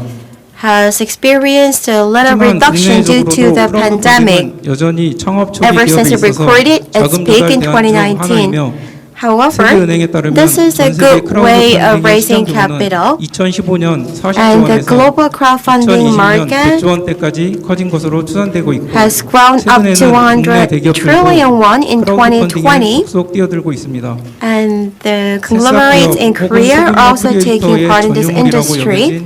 크라우드 펀딩 This 플랫폼을 crowdfunding 이제는 platform 대기업들도 활용하고 was 있는 only 것입니다. used by the startups and ventures, but now it is being used by the large companies as well. 크라우드 펀딩을 통해 선보였는데 And 대량 소비를 Samsung 지향하는 대기업이 Electronics 소규모 주문 introduced 제작에 its 강점을 product 가진 through 크라우드 펀딩을 통해 crowdfunding. 직접 대중의 다양한 취향과 They're 소통하려고 trying 노력하는 to 것으로 볼 figure 수 out the 있습니다. taste of the public and communicate directly with the 크라우드 펀딩이 public through 점점 입소문을 crowdfunding. 타고 소비 트렌드를 읽을 수 있는 큰 손이 되자 Crowdfunding became a 대기업들도 주목하고 platform 있으며 to read 포스트 the 코로나 시대의 consumption 원격 trend, 환경 등에 따라서 attracting the large 투자와 창업의 conglomerates. 수단으로 온라인 And because of the 플랫폼이 pandemic, 더욱 각광을 받고 online 있는 것도 platform 크라우드 has 펀딩을 gained more attraction 활성화하는 데 as a 기여할 수 means of 있는 요인으로 investment 판단됩니다. and starting a business. 패션 및 유통 기업에서뿐만 아니라 식품 And not only 업계에서도 for 크라우드 fashion 펀딩 and 플랫폼 distribution and retail, 신제품 출시의 but 새로운 판매 F&B 채널로 이용하는 industry 사례가 증가하고 있습니다. can use crowdfunding platform as 이제는 많은 new 식품 sales 대기업들이 channel. 크라우드 펀딩을 통해 Many 소비자 반응을 F&B 즉각 확인할 수 있다는 데 players 매력을 느끼고 있습니다. like 제품을 crowdfunding 공개하고 platform because they can immediately check out the consumer 고객 피드백도 feedback 얻을 수 있는 판매 채널로 as well as 펀딩 their 플랫폼을 insight. 활용하는 게 효과가 있다고 판단한 것입니다. So it means that they have determined it 크라우드 is 펀딩의 very 인기는 useful to do 단순한 so. 소비보다는 개발 스토리를 So it is 중시하는 not just about MZ세대의 가치 소비 경향과 consumption, 맞아떨어집니다. but it's more 크라우드 about 펀딩을 통해 제공되는 제품은 value-based 주문받을 consumption, 만큼만 which is 생산하는 한정판이 highly 가격과 valued 대부분으로 by the Generation 남들보다 Z and 빠르게 the 차별화된 millennials. 식품을 경험하고 공유하는 얼리테이스터로 인정받고 싶은 MZ세대의 욕구가 So this new generation wants to become these early trendsetters. And this perfectly fits into the notion of crowdfunding. 사례에 대해 So now 소개드리도록 I'd like to 하겠습니다. continue on with the use cases 먼저 제품 개발의 모든 of 과정은 successful 오픈 crowdfunding. 이노베이션으로 진행하여 소비자가 There 원하는 is this case 고유를 who did 제작한 the 소비자를 whole 하는 process 기업입니다. as open 이곳은 innovation. 고객주도 개발을 통해 만든 제품을 And the 활용하여 약 9천만 consumer-driven 원의 크라우드 펀딩을 product 모집하였는데 development allowed 2020년 농식품 fast 크라우드 crowdfunding 펀딩 성과 success. 보고에서 최우수 기업으로 선정된 And it was selected 농림축산식품부 장관상을 as 수상하기도 하였습니다. one of the best businesses and 이외에도 received 높은 awards 펀딩 from 실적을 the 기록한 Minister 자연의 of 시간, Mafra. 식물성 대체 밀크티로 And 소비자의 마음을 also 사로잡은 더 The 플레이, plant-based 당분과 탄수화물에 milk 대한 tea, the 걱정 없이 맛있게 planet, 먹을 수 있는 산소빵으로 유명한 설탕 없는 과자 공장, And 마지막으로 the 5년근 평창 snack 산양삼을 factory 통째로 without 갈아 sugar. 국내산 야생의 꿀과 함께 쉽게 먹을 수 있는 제품을 And 개발한 컬러풀 솔루션 the colorful solution who had come up with a mix of the 제품을 ginseng 기획하고 and 제작하기까지의 honey, 개발 과정을 and the whole process from product planning to development were detailed on the crowdfunding platform, which became a main success factor. 한편 증권형 크라우드 펀딩의 On the 대표적인 other hand, 사례로는 the best use case of the security type could be Seven Brewery. 세븐브루이의 경우 Seven 2018년부터 Brewery, 20년까지 starting from 총 3회에 2018 걸쳐 until 15억 원의 자금을 2020, 조달하여 they have 목표 매출의 raised 출시에 밑거름이 됐다고 평가하고 1.5 있습니다. billion. 식품 모태 펀드로부터로 투자를 And 받았는데 they receive 소비자 investment 입장에서 동시에 from the Mafra Fund, the 펀딩 fund. 참여자의 입소문을 바탕으로 And based on the word of mouth, 브로이는 현재 코스닥 상장을 based on 준비하고 exponential 있습니다. growth, Seven Brew is now preparing to be listed 마지막으로 in 농식품 Kosdaq. 산업의 투자 생태계 Lastly, 조성과 우수 농식품 기업 발굴 및 투자 유치를 지원하고 있는 I'd like to talk about this fund of 하겠습니다. Mafra who are supporting 여기서 this. 보시는 바와 같이 As you can see from the screen, 에서 자펀드에 출자를 하고 they make funds to their 투자 회사의 투자 기업에 and through these funds, 2021년 they 말 기준 fund 농식품 their 모태 펀드 investees. 조성 금액은 And at the end 약 of 5,367억 원이고 2019, 자펀드 about 발생 금액은 1조 536 billion won 3,448억 fund, 원입니다. and the investees receive about more than 1 trillion won. 기업들도 소비자들의 가치 소비를 유도할 수 So the 있는 ones who are 제품과 서비스를 successful 보유하고 있습니다. also have 한솔 is 양조의 경우 value-based 크라우드 펀딩에 products. 이어서 농식품 펀드로부터 투자를 받았는데 So 폴리페놀 one 나노 of the 코팅 기술을 representative 활용한 친환경적인 case 계란을 could 생산하고 be 있습니다. the one who's 그리고 가치 producing 소비가 this 트렌드가 된 현재 상황 eco-friendly 속에서 egg 식품 기업들이 with 이러한 polyethylene 소비자들의 성향을 packaging. 이해하고 잘 That 활용하는 they 것이 중요하다는 understand the 말씀을 beliefs and 드리며 values 오늘 of the 발표를 consumers, 말씀드리도록 and this is 하겠습니다. actually a key success 감사합니다. factor for crowdfunding. Thank you for listening. Thank you very much for your impressive speech. 네, 고맙습니다. 이렇게 발표 들어봤고요. Now, last but not least, we would like to introduce the very last speaker at today's conference. Today's theme is Startup Food Industry accompanied by crowdfunding. I'd like to invite the CEO of Jello, Kim Hyung-bum. So, ladies and gentlemen, please put your hands together in welcoming him. 여러분 뜨거운 박수로 맞이해 주시면 고맙습니다. Let us give a big round of applause to the last speaker, Mr. Kim Hyung-bum of Jello. 안녕하십니까. Good afternoon, everyone. 진흥원 식품벤처센터 입주기업 Thank you very 젤라또는 much 요리다 once 재료대표 again, and I am the CEO of the Kim Hyung-bum of the Jello, so one of the companies based in the Food Plus here. For long hours, I'm sure that you're a lot of exhausted, and I am the final speaker for today's conference. And I'm sure that you have a very good memory, or you sometimes argue with your brothers and sisters to fight over an ice cream. So my company Jello is manufacturing ice cream, so you can just enjoy the last presentation today. 원래 저희는 그 디저트 컨설팅을 중점적으로 했던 회사인데요. Based on the dessert, the consulting, the business activities as the key element, the rice gelato was launched in the past, and we also got some of the questions.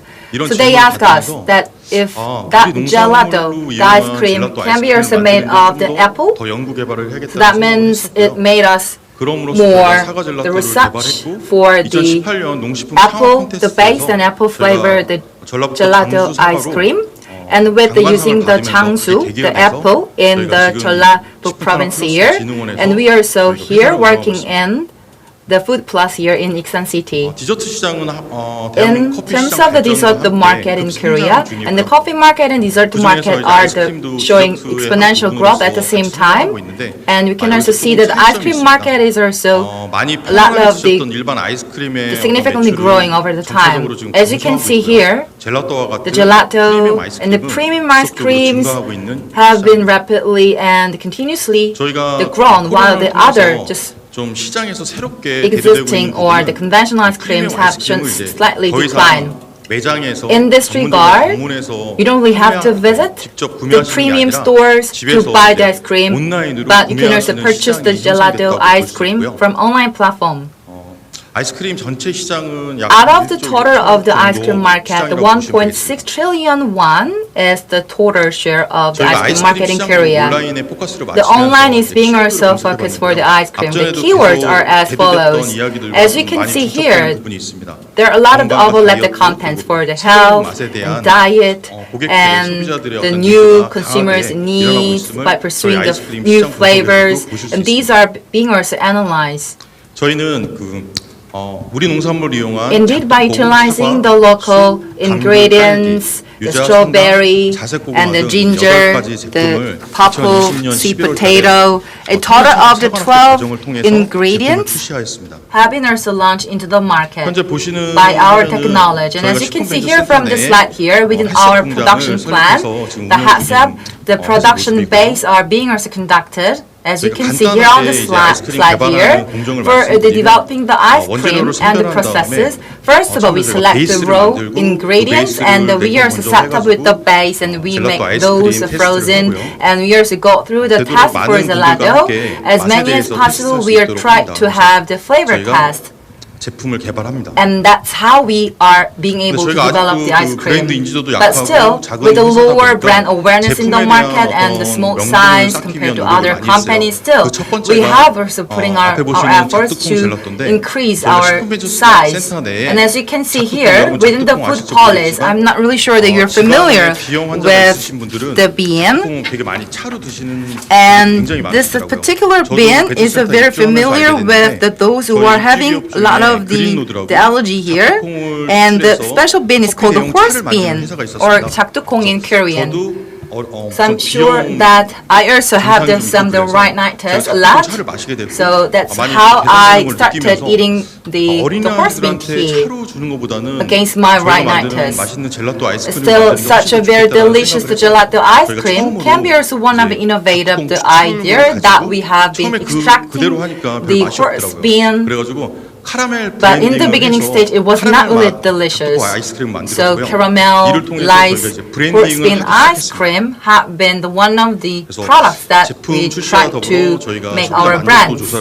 We also conducted the consumers survey and the research, and we also checked that the 90% have been come up in terms of the satisfaction survey of the customers. So as of the September and October 2022, we also went through the wadis, the crowdfunding for our horse bean gelato ice cream. And for the new ice cream, absolutely, the sugar is definitely needed. But for the fair trade or organic raw sugar, and for the first time we ever acquired the International Fair Trade Organization certifications for our product. And the first trial that we have tried to jump into the crowdfunding are as follows. For the specific characteristics of the ice cream, it's definitely needed to deliver the ice cream as frozen to our customers. In this regard, the new packaging and the new delivery services have been developed along with the 3PL system to really increase the satisfaction for our customers in terms of our delivery. And the first year or so, to develop the Jiangsu apple, the flavored ice cream, as I explained before. But in the beginning stage, it was not really fulfilling fully. But we have come up with more than 370% in terms of the revenues, and we also checked that it was a very successful outcome from the apple flavored ice cream. And next example is that the MOI, or it's called a pilot crowdfunding for the startups. We have also achieved more than the 400%, and the apple flavor ice cream and the pilot funding for pre-research, the naming, SNS marketing, and for the 3 months plan stage, and with the thorough research and the outcomes, we have also come up with the high level of the satisfaction degrees from our customers. And as you can see here, we have also come up with more than 2,400% the success rates from our crowdfunding. By utilizing our crowd, the marketing, Coupang, the neighbor, the farmers, the platform, such online platforms are being also actively pursued by our products. In addition, the live commerce are being also conducted.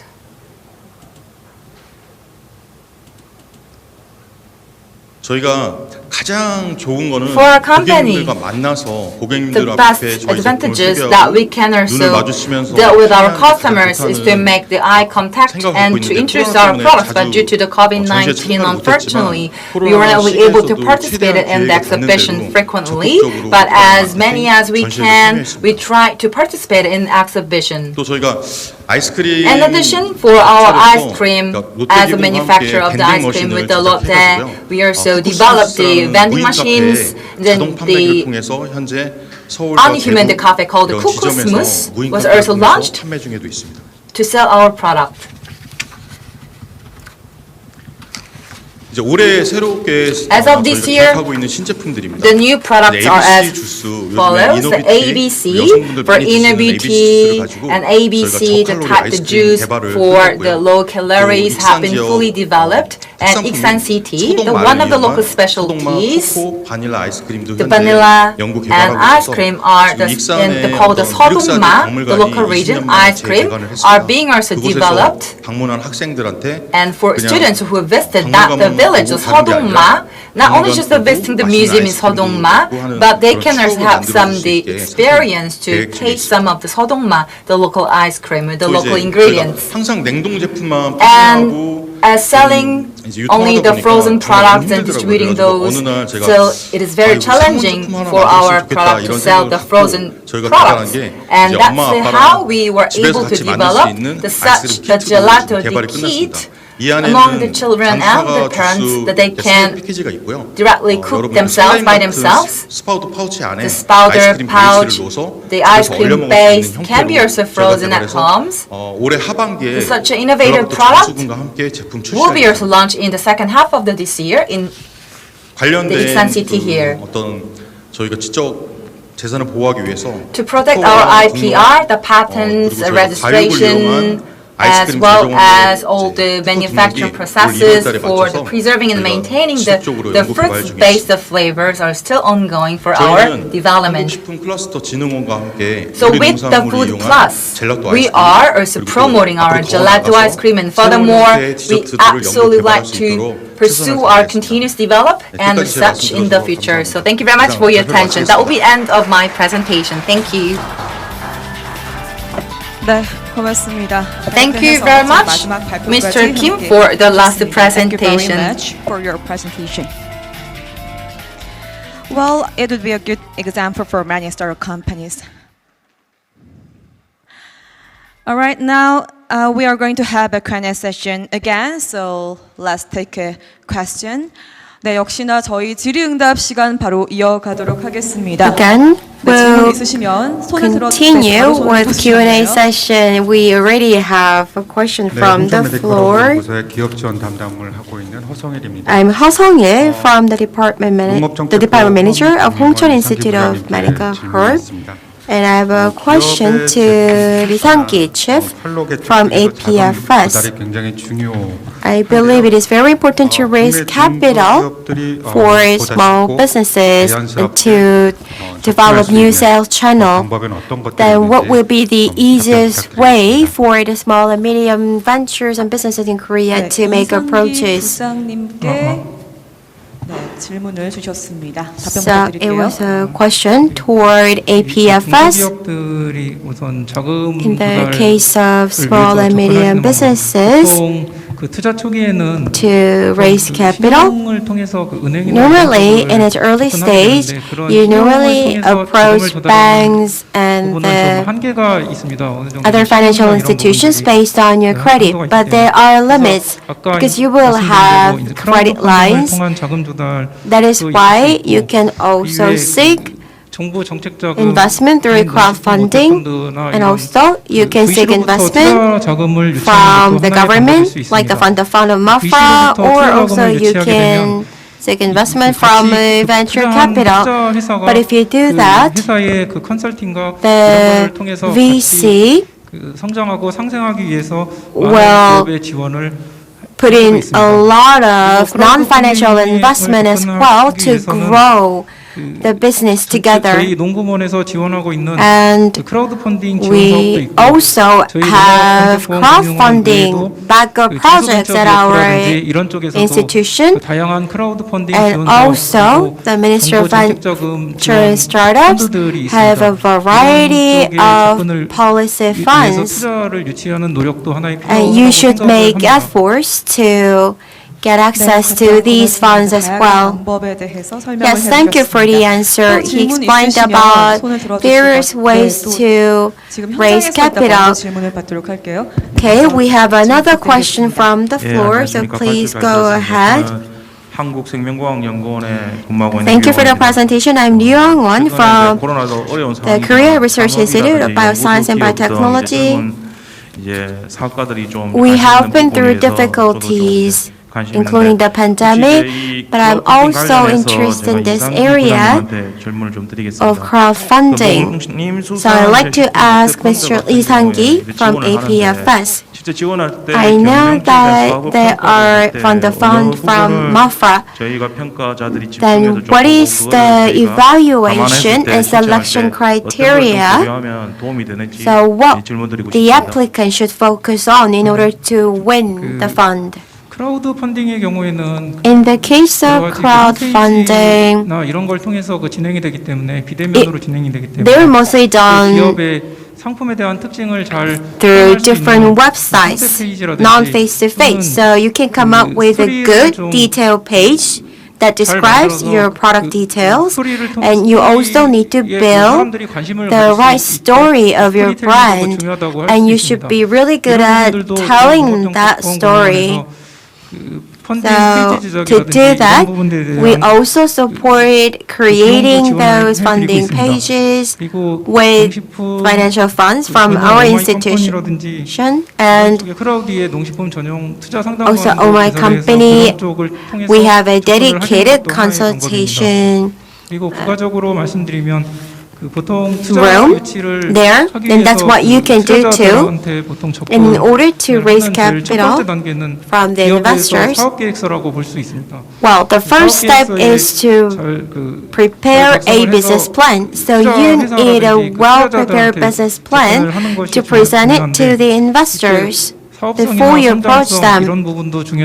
So the visibility of your business and growth potential are all important, but also the level of your technology is important too. Not just saying you have great technology, but you need to prove that with official certifications, for instance. Because only then you will attract the real investors. So that could help you secure more investment. So yes, you should review more materials to give proof. 안녕하세요. 저는 서문대학 이영수라고 합니다. Good afternoon. I am Lee Young-soo from Somun University. 사장님께 좀 여쭤보고 싶은데. I'd like to ask a question to the Mr. Kim Hyung-dam of Jeolyo. In terms of the crowdfunding, the Wadis and a lot of the online platforms are very difficult to make the success.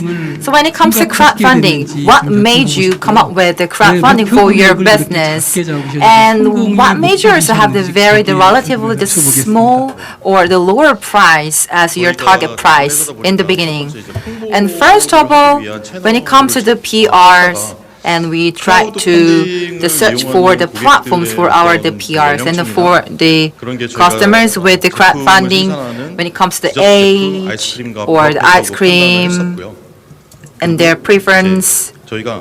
We also thought a lot of the potentials, and we also needed some of the platforms and venues in which that we can also deliver our story and to develop by utilizing the local, the regional ingredients for our gelato ice cream throughout our philosophy. That's how we started our the crowdfunding, in which that we can also unfold our business strategies and the stories. That's how we come up with the crowdfunding. And apple, the flavored ice cream, and by utilizing the crowdfunding, we also listen to the customers' needs and the comments, and that's how we started our crowdfunding in the beginning stage. And as mentioned before, in fact, to give the honest, my feedback on the such a relatively lower price for the crowdfunding, that's we really wanted to have the more the ways in minimizing the risk factors. So, okay, that question has been also answered. And are there any questions from the floor? Okay, go ahead, please. I'd like to give the opportunity to the female participants. I am from Hwanghyang from Jeonju University. Thank you very much for your great presentation. I'd like to ask a question to the CEO of Kim Hyung-bam of Jeolyo. When it comes to crowdfunding, and there may be some the struggles or the challenges for operating crowdfunding. In terms of the crowdfundings and the challenges, and first of all, from the development on the product, 금방이라도 팔릴 듯한 느낌도 we 있었고 probably felt that it will 출시까지 sell 그 quickly 달린 to the 말처럼 customers. 그 앞에만 보고 달렸는데 And sometimes in the beginning 제품이 stage, 나오니까 더 once 막막하더라고요. that we commercialize our product to the market, so it was very challenging to go through the PRs and the commercialization in the long-term perspective. And the naming itself was the one of the key elements for the challenges and issues. And you can also have the key term, the Oljuganikurin, means that those who are only prefer the eating the iced coffee in such the very cold weather. So the apple flavor ice cream can be also only preferred by those who only prefer to eat the cold the beverages. So such a naming that you don't really have to go out, but you can just enjoy that the apple flavor ice cream in the home despite the COVID-19. But it's very challenging, of course, to have the very full the public relations on our new product. But still, the crowdfunding can be also interesting and exciting to really unfold our products to our customers directly. Thank you very much for your answers. So by utilizing crowdfunding, it can be also very valuable to communicate with the customers. And probably the gentleman, could you also share your question? Thank you very much to the two speakers. I'd like to ask a question to Mr. Kim Young-bam, the CEO of the Jelio. To the young generation entrepreneurs and startup, the founders, one of their key struggles for them to really have their self-development on the new product, and I'm sure that for you, and probably the 2020 was the actually year that started the business, but actually before then you started the crowdfunding. So how would you also come up with such a channels by linking your products and crowdfunding? Back in the 2019 when I started my company, and probably for the first time, the apple flavored ice cream was the manufacturer based on the OEM. And when it comes to the OEM production, the MOQ was relatively, of course, the higher and leading to the more production cost, as you imagine. In this regard, one of the reasons how we were able to enter into the FOODPOLIS was that we could have some of the more the rooms from the beginning stage with the limited space. And of course, as far as we knew in the beginning stage, the FOODPOLIS was only limited to some of the startups and companies, but as listening to the very good comments and the information about the FOODPOLIS, and thankfully we were able to enter this complex, the FOODPOLIS, in June by developing the apple flavor ice cream. So that's how we started the Heads Up the plant in 2020, and now we are only manufacturing our product by ourselves. So did it answer the question? Okay. We would like to finish this session 3. 네, 이렇게 해서 저희 시간 관계상 Q&A 세션은 이제 마무리하도록 하겠습니다. 세션 3까지 함께 해주셔서 고맙습니다.